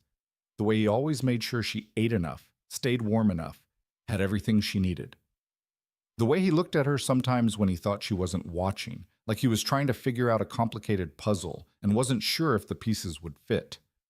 It was dangerous, this noticing, dangerous to let herself think it might mean something. But the heart, Anna was discovering, didn't always listen to practical warnings. One evening, as they sat by the fire after Luke had gone to sleep, Caleb spoke suddenly. Spring will come eventually. Few more months. Trails will be passable again. Anna's hand stilled on the sock she was darning. Yes, I suppose they will. When that happens, when you can leave safely, I want you to know you're not obligated to stay. I know I bought your contract, but I'm not going to hold you to it if you want out. You've more than earned your passage. You've been... He searched for words. You've been good for this place, for Luke, for me, if I'm being honest. But I don't want you to feel trapped.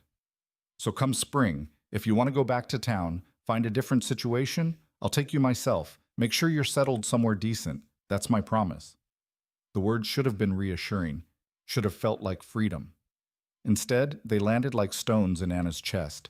He was giving her permission to leave, which meant he'd been thinking about her leaving, which meant this, whatever this was, had an expiration date that he'd already marked on some internal calendar. Thank you, Anna managed, keeping her voice steady. That's generous. It's fair. You deserve fair. But Anna didn't want fair. She wanted...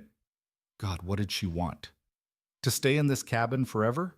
To keep playing house with a man and child who weren't hers? To pretend that wearing a dead woman's dresses and cooking in her kitchen made Anna anything other than hired help? I'll think about it, she said finally. When spring comes. I'll think about what I want to do. Caleb nodded, seemingly satisfied, and the conversation drifted to other things. But Anna lay awake that night in the loft, listening to Luke's soft breathing beside her and Caleb's deeper sounds from below, and wondered what she would do when the snow melted and the world opened up again. Would she leave? Could she leave? This cabin had become the first real home she'd had since her mother died. Luke had become the child she'd never thought she'd have. And Caleb had become something she didn't have words for yet. Something important, something necessary. But none of it was really hers. She was still just the woman who'd been bought for $50. Still just the servant wearing borrowed dresses. Still just temporary, no matter how permanent it felt in the darkness with snow falling outside and warmth seeping up from the fire below. Anna turned over, careful not to wake Luke, and tried to convince herself that when the time came, she'd be strong enough to do whatever needed doing. Whether that meant staying or leaving, she'd find the courage. She had to. Because the alternative, breaking apart in this cabin that had taught her what safety felt like, was too terrible to contemplate. The thought of leaving haunted Anna through the following weeks like a ghost she couldn't exorcise. She'd catch herself in the middle of ordinary tasks, kneading bread, folding laundry, reading to Luke, and the question would rise unbidden. Could she really walk away from this? Each morning she woke to the sound of Caleb building up the fire. Each evening she sat across from him at dinner. Each night she climbed to the loft, knowing he was just below, and the answer became more complicated, more tangled with feelings she had no right to harbor. Winter deepened its grip on the mountains with a ferocity that made the previous weeks seem mild by comparison. Snow fell in sheets that turned the world white and formless. The wind howled like something alive and hungry, rattling the shutters and seeking every crack in the cabin's defenses. On the worst days, Caleb wouldn't risk going outside except to reach the barn, and even that short distance required ropes tied between buildings so he wouldn't lose his way in the blinding white. "This is a bad one," he said one morning, staring out at weather so thick he couldn't see the pine trees 20 feet away. "Might be stuck inside for days. You all right with that?" "I'll manage," Anna said, though the thought of being trapped in close quarters with Caleb and Luke for days on end sent her emotions spiraling in directions she didn't want to examine. "We have supplies?" "Plenty. That's not what worries me." Caleb glanced toward the loft where Luke was still sleeping. "He's going to go stir-crazy by day 2. 3-year-olds aren't meant to be cooped up." Caleb was right. By the afternoon of the first day, Luke had exhausted every toy and game and story, and had progressed to climbing the furniture and inventing increasingly dangerous activities that required constant intervention. By the second day, he was whining. By the third, he was having full-scale tantrums that left everyone frayed and exhausted. "I want to go outside," Luke screamed, his face red and tear-streaked. "I hate inside. Inside is stupid." "Luke," Caleb's voice was firm but strained. "We've talked about this. The storm's too dangerous. You go out there, you freeze. You understand? You die." "I don't care. I want out." Anna watched Caleb close his eyes and take a slow breath, clearly counting to 10 in his head. She'd seen him patient with Luke through 100 different challenges, but this storm was testing limits for all of them. The cabin felt smaller each hour, the walls pressing in, the constant proximity wearing on nerves that had no escape route. "Luke," Anna said quietly, kneeling down to his level, "I know you're angry, but yelling at your papa won't change the weather. The storm doesn't care if you're mad." "I'm not mad at papa. I'm mad at the stupid storm." Luke's voice cracked, and suddenly he was crying for real, not the angry tears of a tantrum, but the hopeless tears of a child who'd reached the end of his endurance. "I just want to play outside. I just want to run. Why can't I run?" Anna pulled him into her arms, half expecting him to push her away, but instead he collapsed against her, sobbing. She held him while he cried out his frustration and fear and the simple exhaustion of being 3 years old in an adult situation. Over his head, she met Caleb's eyes and saw her own weariness reflected back. "We need to tire him out," Caleb said finally. "Physically. He's got energy and nowhere to put it." "In here? How?" Caleb looked around the cabin, calculating. Then his face cleared. "Luke, you want to have a race?" Luke pulled back from Anna, wiping his nose on his sleeve. "What kind of race?" "The kind where you run from that wall to this wall as many times as you can before I count to 100. Think you can do it?" Luke's eyes lit up with the challenge. "I can do 1,000,000 times. Prove it. Ready? Go." Luke took off running, his small feet pounding across the wooden floor. Caleb started counting slowly while Anna moved the furniture to create a clear path. Luke ran back and forth, while Caleb counted and Anna cheered him on. When Caleb reached 100, Luke had made it across 23 times and was breathing hard but grinning. "My turn," Caleb said. "You count for me, buddy. Can you count to 100? "I can count to 50, Luke said proudly. "Maybe 60. "That's good enough. Count as high as you can. Miss Anna, you keep track of how many times I cross." What followed was possibly the most absurd hour Anna had ever witnessed. Caleb, a grown man of over 200 pounds, ran back and forth across the cabin while his son counted haltingly, and Anna tried not to laugh at the sheer ridiculousness of it. But it worked. By the time Caleb finished, 31 crossings and Luke's very slow count to 57, both father and son were exhausted and happy. "Your turn, Miss Anna," Luke announced. "You have to race too." "Oh, I don't think—" "Please?" Luke's eyes were wide and hopeful, all traces of his earlier misery gone. "Please race? I'll count real good for you." Anna looked at Caleb, who was grinning in a way she'd never seen, slightly breathless and completely unself-conscious. "You heard the boy. Your turn." So Anna found herself hitching up Clara's blue dress and running back and forth across the cabin floor while Luke counted and Caleb called encouragement. And somewhere in the middle of it, she started laughing, really laughing, the kind that came from deep in the belly and couldn't be stopped. She couldn't remember the last time she'd laughed like that. Couldn't remember the last time she'd done something purely for joy, with no purpose except the doing of it. When Luke's counting dissolved into giggles and Anna collapsed on the floor, completely winded, Caleb sat down beside her and they both just breathed, grinning like fools while Luke danced around them celebrating his successful counting. "That was the stupidest thing I've ever done," Anna gasped. "Probably the stupidest thing I've done today," Caleb agreed. "But it worked. Look at him." Luke's energy was finally draining. The combination of crying, counting, and excitement had used up his reserves. Within an hour, he was asleep in the rocking chair, curled up like a cat, his face peaceful. "Thank God," Caleb muttered, slumping in his chair by the fire. "I love that kid more than life itself, but 3 days trapped inside with him is aging me about 10 years. He's just being a child, a healthy child, which is what you wanted." Anna was making tea, something to warm them both after the exertion. "You're doing well with him, Caleb. Better than well." Some days I'm not so sure. Some days I feel like I'm barely keeping my head above water. He accepted the tea she offered with a grateful nod. Makes me wonder what Clara would think. If she'd be proud or disappointed. She'd be proud. How could she not be? You kept him alive. You kept him loved. That's everything. Caleb was quiet for a moment, staring into his tea. When he spoke, his voice was careful, measured. Can I ask you something? And you can tell me it's none of my business if you want. All right. That sack they made you wear. How long? Anna's hands tightened on her own cup. She should have known this question would come eventually. 3 towns? 3 weeks, maybe? Time kind of blurred together. And before that? Before the mail order business? Before that, I lived with my uncle's family in Philadelphia, after my mother died. Anna forced herself to keep her voice steady, factual. They took me in out of Christian duty and reminded me of that fact daily. I worked for my keep. I was grateful for what I got. Except my cousin Robert decided he was entitled to more than just my labor, and when I finally fought him off hard enough to leave a mark, they blamed me for it, called me unstable, dangerous. Said I needed a firm hand, so they shipped me west with instructions to Garrett about keeping me under control. Jesus Christ, Caleb's voice was low and furious. Your own family. Not really family, not in any way that mattered. They were related by blood, but that's all. Anna set down her tea before her shaking hands could spill it.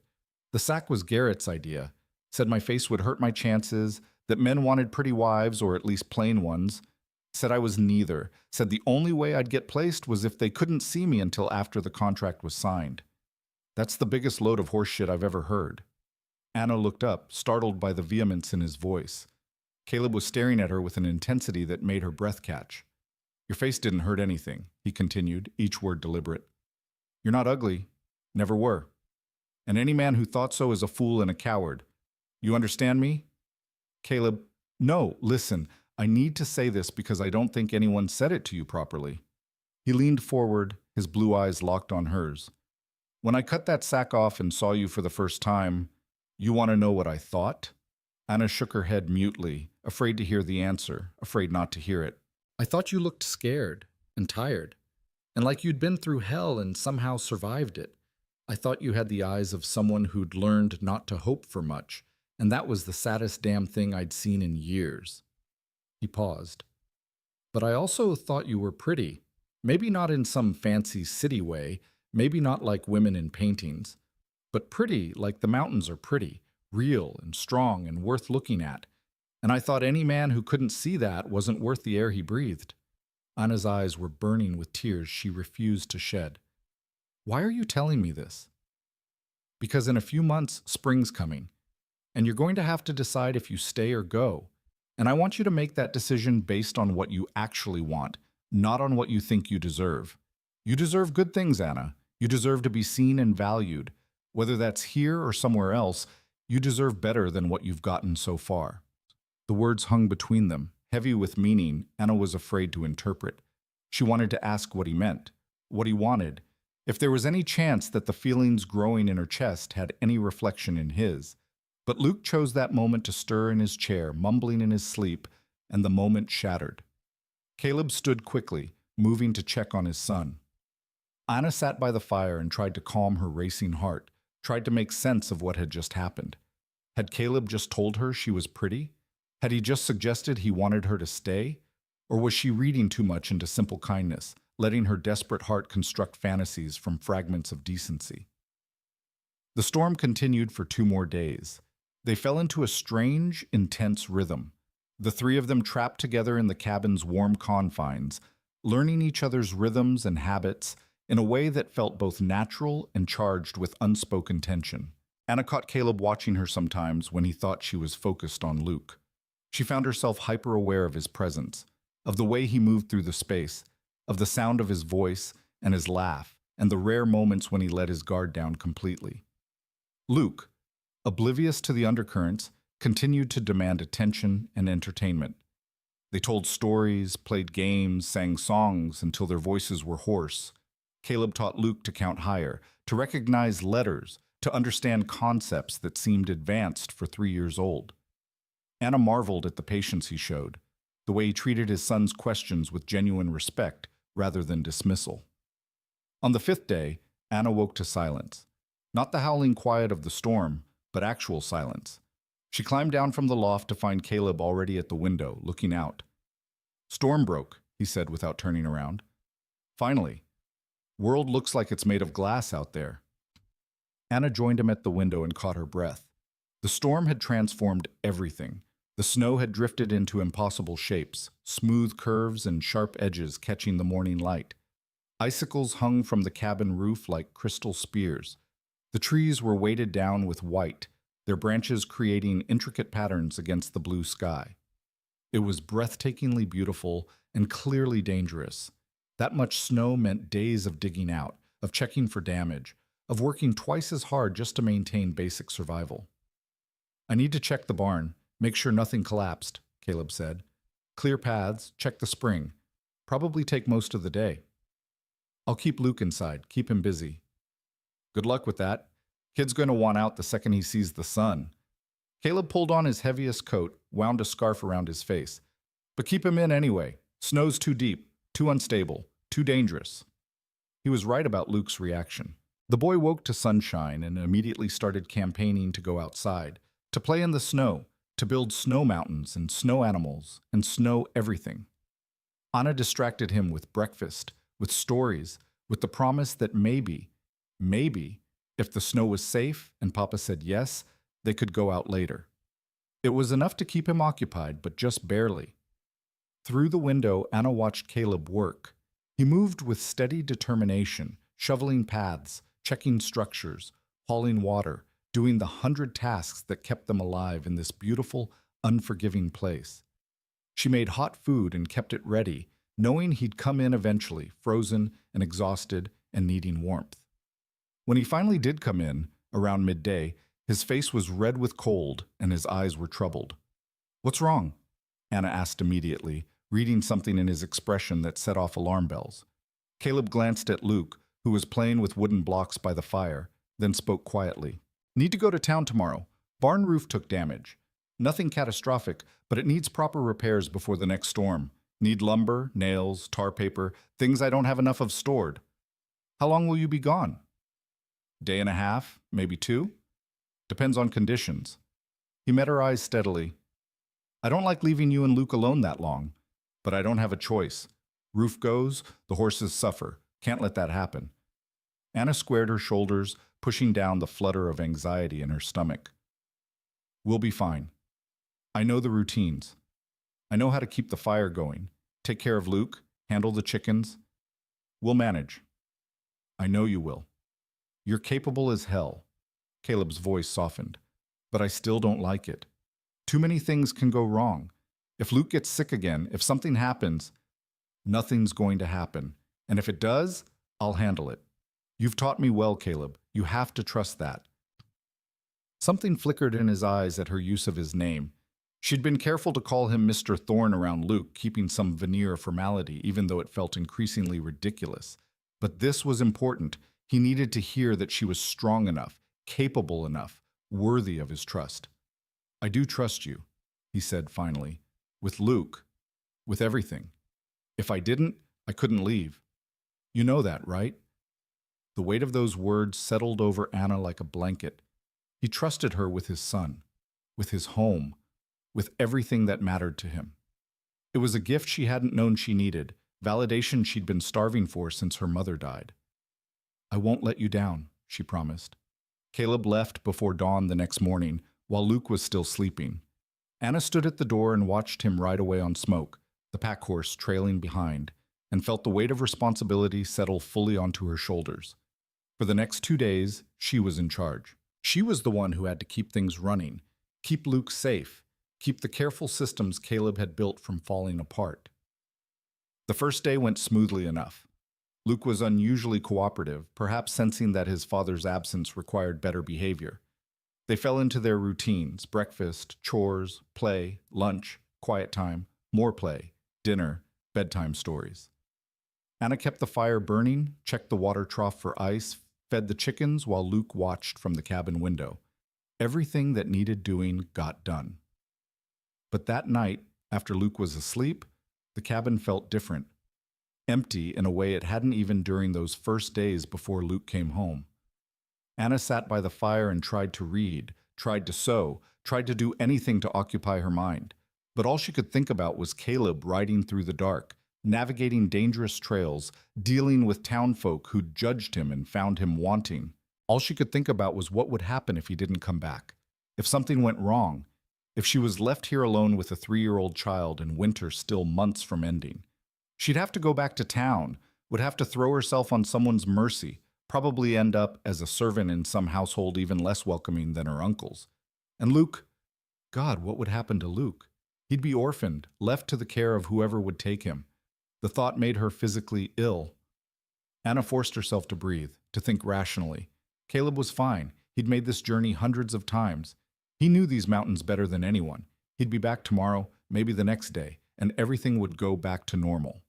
This anxiety was irrational, born of too much time alone with her thoughts, and too much invested in a situation that had never been promised as permanent. She went to bed but couldn't sleep, lying in the dark and listening to Luke's soft breathing and the cabin's settling sounds and feeling more alone than she had in months.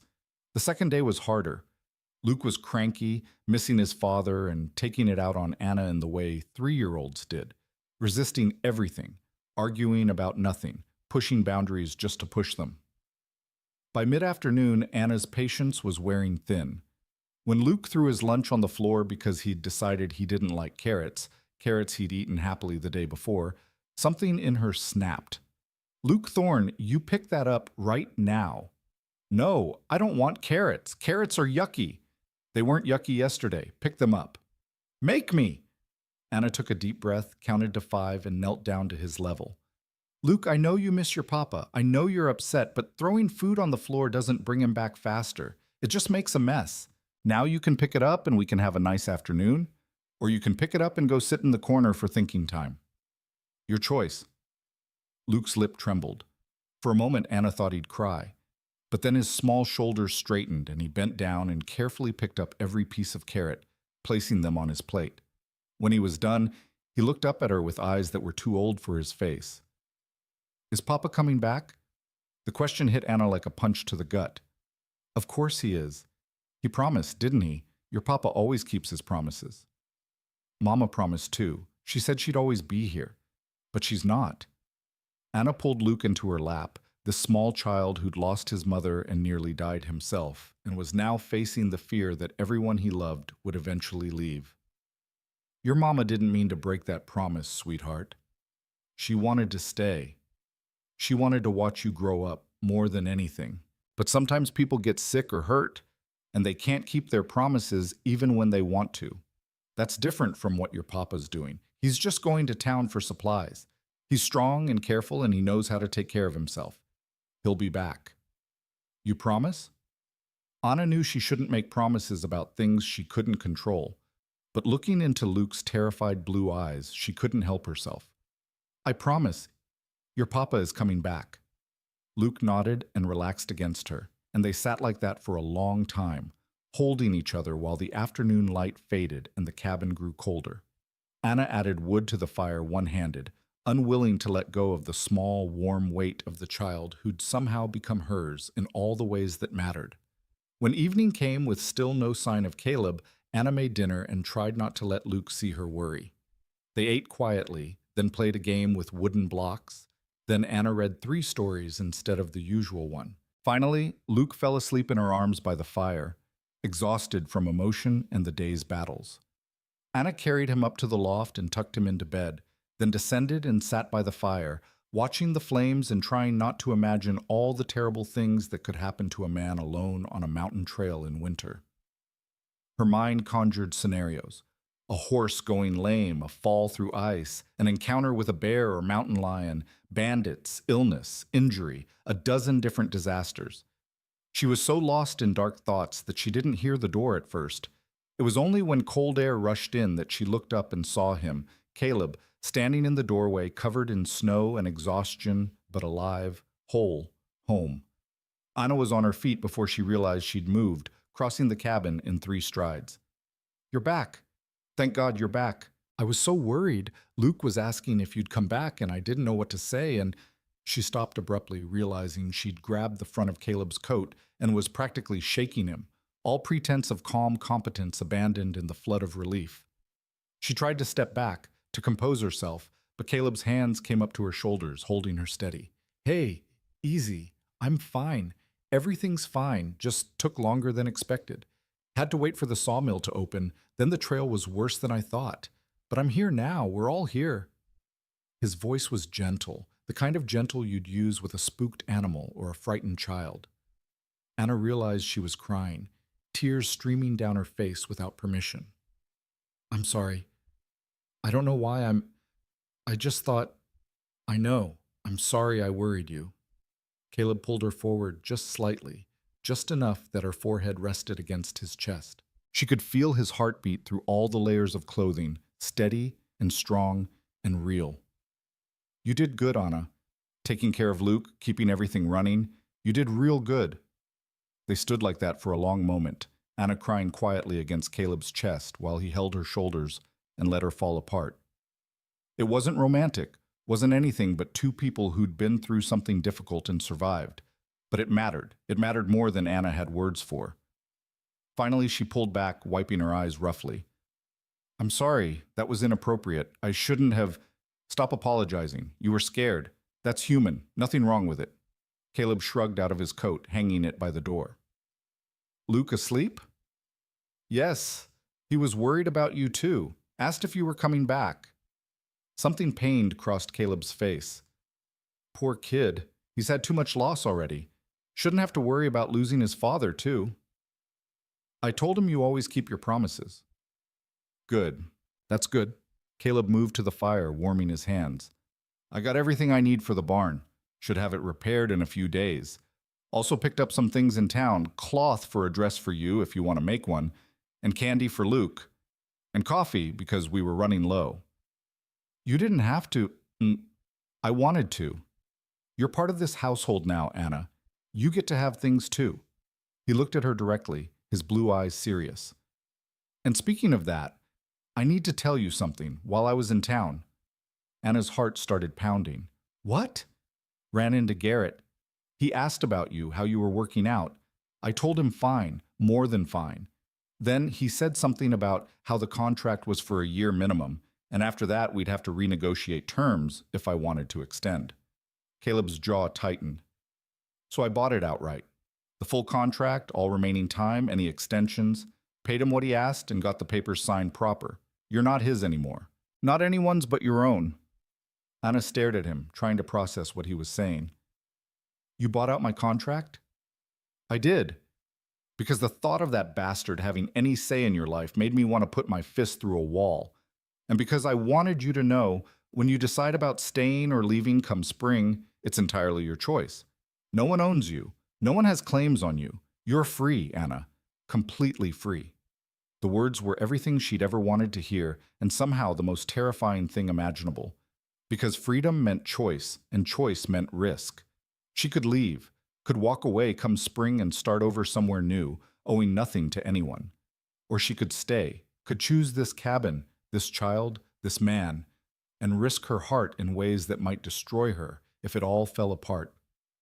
I don't know what to say, she whispered. Don't have to say anything tonight. Just wanted you to know. The papers are in my pack if you want to see them. But for now, I'm freezing and exhausted and I need food and sleep. Think you can heat up some of whatever you made for dinner?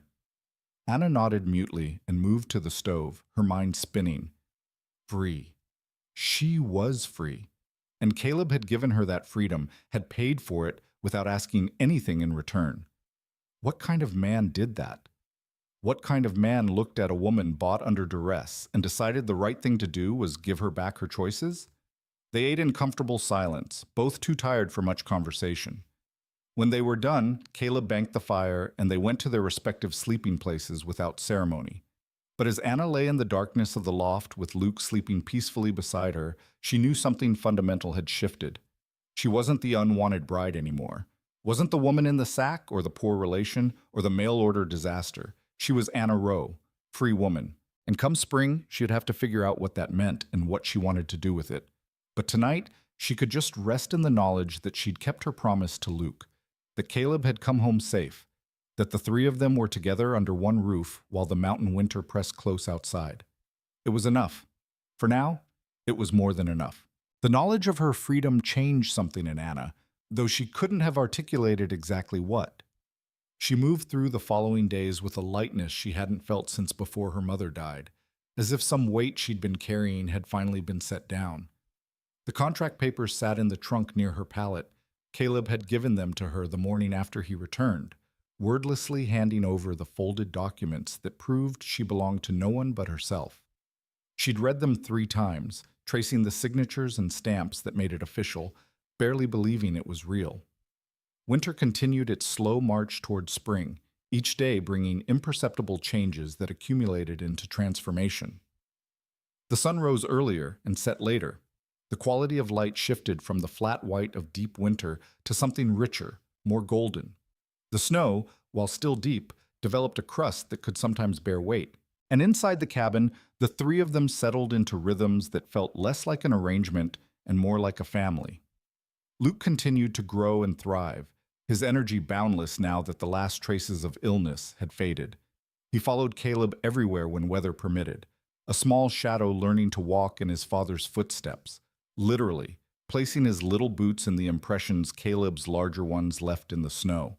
He helped with chores in the way 3-year-olds helped, which meant making everything take 3 times as long, but doing it with such earnest determination that neither adult had the heart to discourage him. And he'd taken to calling Anna Ma more often than not, the word slipping out naturally when he was excited or scared or just wanting attention. The first few times, Anna had gently corrected him, reminding him that she was Miss Anna, not his mother. But Caleb had stopped her one evening after Luke had gone to sleep. "Let him call you what feels right to him," Caleb had said quietly. "Clara would want him to have a mother's love, even if it's not from her, and you—" He'd paused, choosing words carefully. "You love him like he's yours. Anyone can see that. Why make him pretend otherwise?" So Anna had stopped correcting, and the word Ma had lodged itself into her heart like a burr, painful and precious all at once. She wasn't Luke's mother, would never be Clara, would never have carried him or birthed him or been the first person he'd loved. But she could be this, the woman who tucked him in at night, who kissed his scraped knees, who sang him songs and told him stories, and showed him every day that he was cherished. If that made her Ma in his eyes, who was she to deny him? The question of spring loomed larger as the weeks passed. Caleb had made good on his promise about the barn, spending several cold days on the roof, patching and reinforcing until it was solid enough to withstand whatever weather came next. He'd also spent more time than usual checking the trails, gauging the snow depth, watching the sky with the experienced eye of someone reading signs Anna was only beginning to understand. "Month? Maybe 6 weeks," he said one morning in mid-March, standing at the window with his coffee. "Then the passes will be clear enough for safe travel.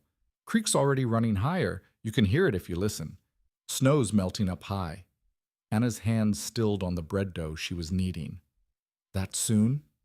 Time moves whether we want it to or not." Caleb's voice was carefully neutral, giving nothing away. "You been thinking about what comes next?" She had been thinking about it, had been thinking about almost nothing else during the long nights when she couldn't sleep, lying in the dark and trying to imagine a future that made sense. Stay or go? Safety or possibility? The known quantity of this cabin and these people, or the unknown of a world that had never been particularly kind to women with no family and no resources? "Some," she admitted. "Haven't reached any conclusions yet." Caleb nodded, still not looking at her. "Well, you've got time. Few more weeks at least, no rush." But there was a tension in his shoulders that suggested otherwise, a tightness around his eyes that spoke of worry he wouldn't voice. Anna wanted to ask what he was thinking, what he wanted, whether her staying or leaving would matter to him beyond the practical considerations of losing household help. But Luke chose that moment to wake up and come tumbling down the ladder demanding breakfast and attention, and the moment passed. The days grew longer and warmer, though warmer was relative. It still froze hard every night, and snow still fell occasionally, but there was a softness in the air now, a promise of change. The chickens began laying more regularly. The horses grew restless in the barn, sensing the shift in seasons. And Caleb started talking about spring work, garden plots to prepare, fences to repair, all the maintenance that winter had postponed. Lot to do once the ground thaws, he said one evening while they worked side by side preparing dinner. Luke was playing nearby, building increasingly elaborate structures with his wooden blocks. More than I can manage alone, truth be told. Was thinking I might need to hire someone from town for a few weeks. Help with the heavy work. Anna kept her eyes on the carrots she was chopping. That makes sense. Unless, Caleb stopped, started again. Unless you were planning to stay. In which case, I could probably manage without hired help. But I don't want to assume, don't want to pressure you into anything. You're not pressuring me. Good. That's good. Caleb was quiet for a moment, then added softly, but I'd like to know, Anna, one way or another. Not because I'm trying to force a decision, but because I need to plan. Need to know what I'm working with. It was a fair request, more than fair given that he'd been patient for months while she wrestled with herself. Anna set down her knife and turned to face him properly. Can I ask you something first? Of course. If I stay, what would that look like? Would I still be hired help? Would I have wages? Would there be a contract? I need to understand what I'd be agreeing to. Caleb's jaw worked as he considered his answer. Finally, he set down the pot he'd been holding and met her eyes directly. I've been thinking about that a lot, and here's what I've come up with, though you're free to negotiate if it doesn't suit. He took a breath, and Anna could see him steeling himself for something. If you stay, it wouldn't be as hired help. It'd be as family. My wife, if you'd be willing. Luke's mother in truth as well as practice. A full partner in this homestead, with equal say in decisions and equal claim to everything we build. I'm not rich, but what I have would be half yours. The cabin, the land, the animals, all of it. Anna's heart was pounding so hard she could barely hear over the rush of blood in her ears. You're asking me to marry you? I am. Not because I need a housekeeper or because Luke needs a mother, though both those things are true, but because... He stopped, his face working with emotion. Because these past months, you've made this place feel like home again. Because I wake up in the morning and I'm grateful you're here. Because I watch you with Luke and I see kindness and patience and love. And I think Clara would have liked you, would have approved. Because when I thought about you leaving, about this cabin going back to being just me and Luke, it felt like losing something precious before I'd fully understood I had it. Caleb, I'm not asking you to love me, he continued, the words coming faster now, like he needed to get them all out before he lost his nerve. I know that's not something you can force, and I know this situation isn't what anyone dreams of. You were bought like property, and I was the man who bought you, and that's a hell of a foundation for anything. But I respect you, Anna. I admire you, and I hope that over time, maybe we could build something good together, something real. Anna realized she was crying, tears streaming down her face while Luke played obliviously a few feet away. You said you weren't asking me to love you. I'm not. I wouldn't presume, but what if I already do? The words burst out before Anna could stop them, raw and honest and terrifying. What if I've been half in love with you since that first night when you told me I deserved better? What if every day I've spent here has made it worse until I can't imagine being anywhere else? With anyone else? What if the thought of leaving makes me feel like I'm being torn in half? Caleb stared at her, his blue eyes wide with something that looked like wonder. Anna, I'm not Clara, she said, needing him to understand. I'll never be her. I can't replace her or be what she was to you. But I can be myself. I can love you as I am and love Luke with everything I have and try my best to be a good wife and partner and mother. If that's enough, if I'm enough, then yes. Yes, I'll marry you. Yes, I'll stay. For a moment, Caleb didn't move. Then, slowly, carefully, he crossed the distance between them and cupped her face in his calloused hands, wiping away her tears with his thumbs. You're more than enough. You've always been more than enough. I just didn't know if you could see it. I'm starting to, Anna whispered. You've been teaching me, you and Luke both. Caleb smiled then, a real smile that transformed his entire face, and suddenly Anna could see what he must have looked like as a younger man, before grief and responsibility had carved lines into his features. So that's a yes? You'll marry me? That's a yes. Papa, what's happening? Luke's voice cut through the moment. He'd abandoned his blocks and was staring at them with wide, curious eyes. Why is Miss Anna crying? Are you being mean to her? Caleb laughed, the sound slightly shaky. No, buddy, opposite of mean. I just asked Miss Anna if she'd like to stay with us forever, be part of our family. What do you think about that? Luke's face lit up like the sun breaking through clouds. Forever? She'd be here forever? If she wants to be, if that's all right with you. Luke launched himself at Anna, wrapping his small arms around her legs with enough force to nearly knock her over. Yes, yes, yes, yes, stay forever, Ma. Please stay forever. Anna picked him up, this child who'd somehow claimed her heart, and held him close while he squeezed her neck and chattered excitedly about all the things they'd do together, all the adventures they'd have, all the ways their life would be perfect now that she was staying. Over his head, her eyes met Caleb's, and the look that passed between them needed no words. This was real. This was happening. This strange, unexpected family that had formed from desperation and necessity was choosing to become permanent. That evening, after Luke had finally fallen asleep, exhausted from the excitement of the day, Caleb and Anna sat by the fire and talked about practicalities. When to marry, how to manage the announcement in town, what changes might need to be made to the cabin. But underneath the practical discussions ran a current of something deeper, a tentative exploration of what their life together might actually look like. I need you to know, Caleb said at one point, his voice serious, that I'm not expecting, that is, I understand if you need time before. He stopped, clearly struggling. The marriage bed. I won't force anything. We can take that slow as you need. Anna felt her face flush, but she appreciated his consideration. Thank you. I don't have experience with, neither do I, much. Clara was my first and only, and it was good between us, but it took time to learn each other. I'm willing to take that time with you too. No pressure. No expectations except respect and patience. The conversation was awkward, both of them dancing around words they'd been raised to consider too intimate for open discussion. But there was kindness in the awkwardness, a mutual commitment to honesty that made Anna feel safer than any amount of smooth talking would have. I want children, she said suddenly. Eventually. I know Luke is yours and Clara's, and I'd never try to replace her in his memories. But I'd like to have my own too, if we're blessed that way. Would that be all right? Caleb's face softened. More than all right.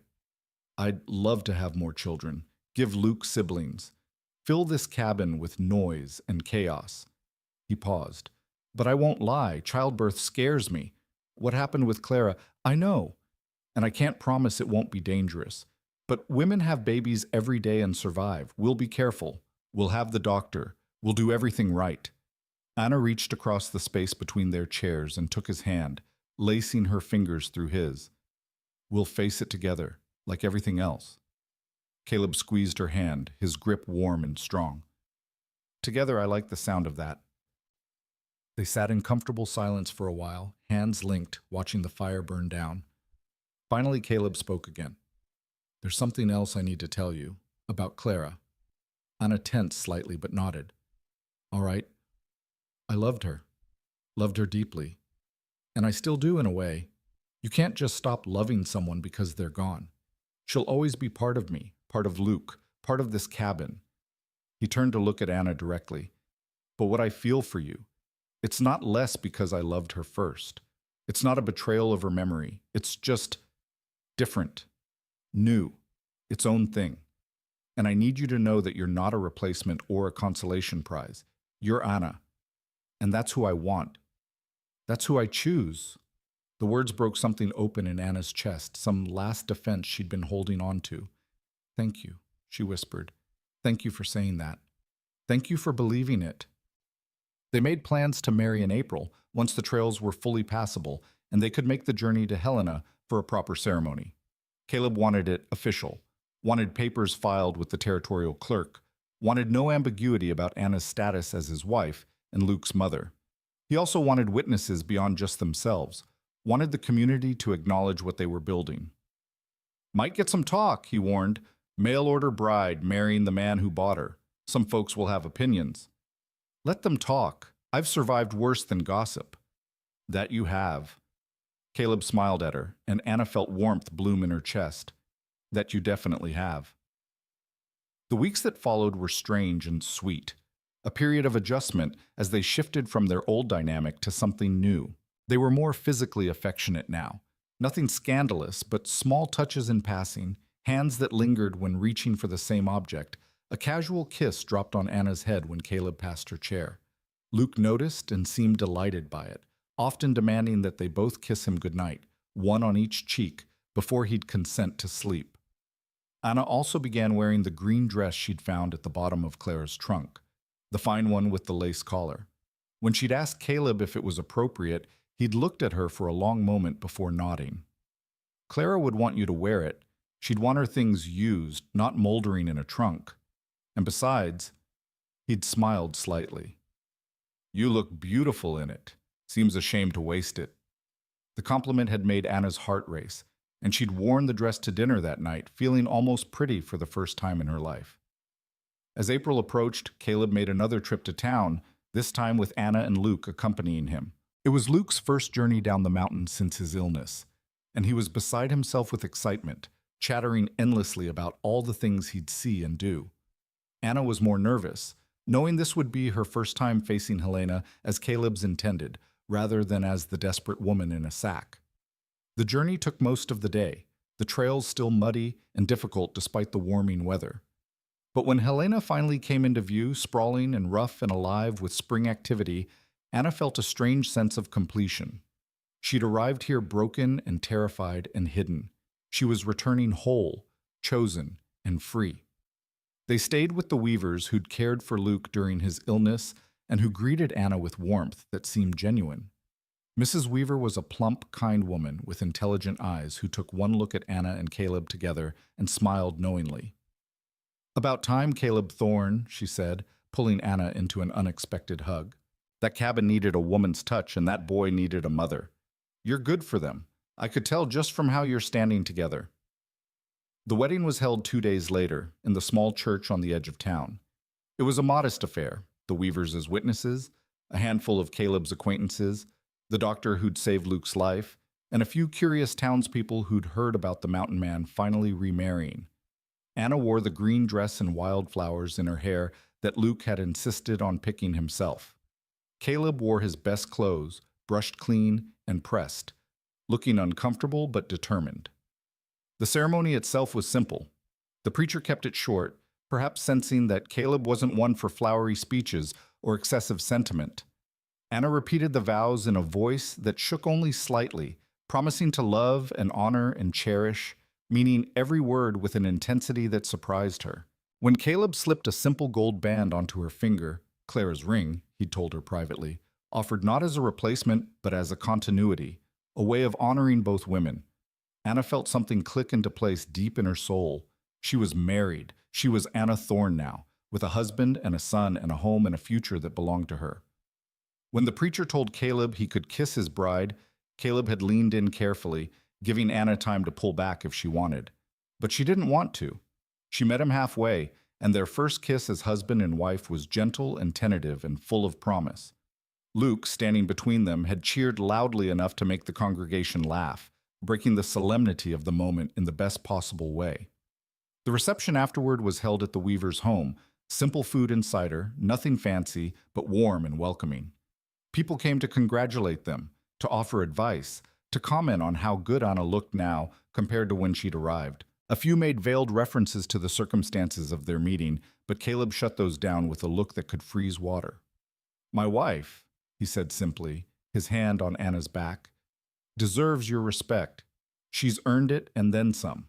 Anyone who can't offer that can leave now." No one left. And after that, the comments stopped. Late in the afternoon, as the celebration was winding down, Anna found herself standing at the edge of the Weaver's yard, looking out at the mountains that had become her home.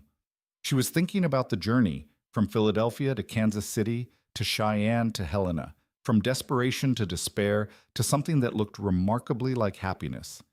Thinking about the woman she'd been, hiding in a burlap sack, and the woman she'd become, standing in sunshine as somebody's wife and somebody's mother, and most importantly, as herself. "You all right?" Caleb's voice came from behind her, warm and concerned. Anna turned to face her husband. Her husband, she'd have to get used to thinking that, and smiled. "I'm wonderful. Just thinking about how far I've come, how different everything is." "Any regrets?" "None.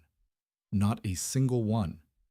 She moved closer, letting Caleb wrap his arms around her. "You saved my life, you know. That day at the trading post, you saved my life." "You saved mine too," Caleb said quietly, his chin resting on top of her head. "Didn't realize how dead I'd been inside until you showed up and reminded me what living felt like." They stood like that for a while, holding each other while the afternoon sun painted everything gold. Finally, Luke ran over, demanding attention and announcing he was hungry again and asking when they could go home. "Soon, buddy," Caleb promised. "Soon we'll head home." Home. The word had never sounded sweeter. They returned to the cabin 3 days later, arriving in late afternoon to find everything just as they'd left it. But somehow it looked different to Anna now. Not just Caleb's cabin that she lived in, but their home that they shared. She walked through the familiar space with new eyes, already planning small changes, already thinking about the garden she'd plant, the curtains she'd make, the life they'd build within these log walls. That night, after Luke was tucked into bed and the cabin was quiet, Anna and Caleb lay together in the loft for the first time as husband and wife. They were both nervous, both uncertain, but also committed to figuring it out together. What happened between them that night was tender and awkward and sweet, a beginning rather than a perfection, and when it was over, they held each other and talked in whispers about the future. "Thank you," Anna said at one point, her head on Caleb's shoulder, "for choosing me, for seeing something worth choosing." "Thank you for staying," Caleb replied, his fingers tracing patterns on her arm, "for taking a chance on a stubborn mountain man and his impossible child." "Our impossible child," Anna corrected gently. "He's ours now." "Ours," Caleb agreed, and Anna could hear the smile in his voice. The months that followed were full of work and growth, and the slow deepening of love that came from choosing each other every day. They planted a garden together, turning the soil and arguing amiably about where each vegetable should go. They repaired fences and maintained equipment and did all the endless tasks that kept a homestead functioning. They raised Luke together, navigating the challenges of parenting as a team, learning each other's strengths and weaknesses, and finding ways to complement each other. And slowly, carefully, they built a marriage that was uniquely theirs, not what Caleb had with Clara, not what Anna had dreamed of as a girl, but something real and solid and good. They fought occasionally, both too stubborn for complete harmony, but they learned to fight fair and forgive quickly. They laughed often, finding joy in small things and in each other. They made love with increasing confidence and comfort, learning each other's bodies and preferences, building intimacy one night at a time. By summer, Anna knew she was pregnant. She told Caleb on a warm evening while they sat on the cabin's small porch watching the sunset, and the look of joy mixed with terror on his face made her laugh and cry simultaneously. "We'll be careful," she promised, taking his hand and placing it on her still flat stomach. "I'll do everything right. The doctor will come. We'll prepare. It'll be all right." "I'm going to worry every damn day until this baby's here safe," Caleb said, his voice rough. "Fair warning." "I know, and I love you for it." "Love you too," Caleb said, the words still coming with slight difficulty. He'd been alone so long, had guarded his heart so carefully, that vulnerability didn't come easily. But he was trying. They both were. The baby came in late winter, a daughter with dark hair and Anna's gray eyes and lungs that announced her displeasure at the cold mountain air with impressive volume. The birth was long and difficult, and there were moments when Caleb's face went white with remembered fear. But Anna was strong, and the doctor was skilled, and when it was over, they had a healthy, furious baby girl and a mother who was exhausted but alive. They named her Clara Rose Thorne, honoring both the woman who'd come before and the new life they were building. Luke was enchanted with his baby sister, wanting to hold her constantly and bring her rocks and flowers and various treasures he deemed worthy of her attention. "Ma, she's so small," he whispered, holding her carefully with Anna's help. "Was I this small?" "Even smaller," Anna told him. "You were tiny when you were born. Your papa could hold you in one hand." "Did my first mama love me?" The question, asked with 4-year-old directness, made both Anna and Caleb freeze. They'd talked about this, about how to handle questions about Clara, about how to honor her memory while building their new family. But theory was different than practice. "She loved you more than anything in the world," Anna said carefully. "She wanted you so badly, and when you were born, she was so happy. She would have stayed with you forever if she could have. But sometimes people get sick and have to leave, even when they don't want to. That doesn't mean they stop loving you. Your first mama loves you still, wherever she is. And I love you too. You have 2 mamas who love you, one in heaven and one right here. That makes you pretty lucky." Luke considered this gravely, then nodded. "I am lucky. And now Rose has 2 mamas too, if you count the heaven one." "That's right." "Good. Everyone should have lots of people who love them." Out of the mouths of babes, Anna thought, meeting Caleb's eyes over their children's heads and seeing tears there that matched her own.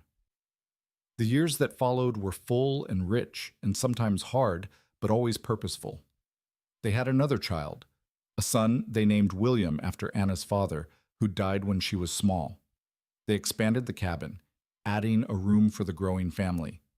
They became fixtures in Helena's community, not exactly town people, but respected members who came down the mountain for church and supplies and the occasional social gathering. People still talked sometimes about how they'd met, about the mail-order bride and the mountain man who'd bought her. But the talk had lost its edge, had become just part of their story rather than a scandal. And when people looked at Anna and Caleb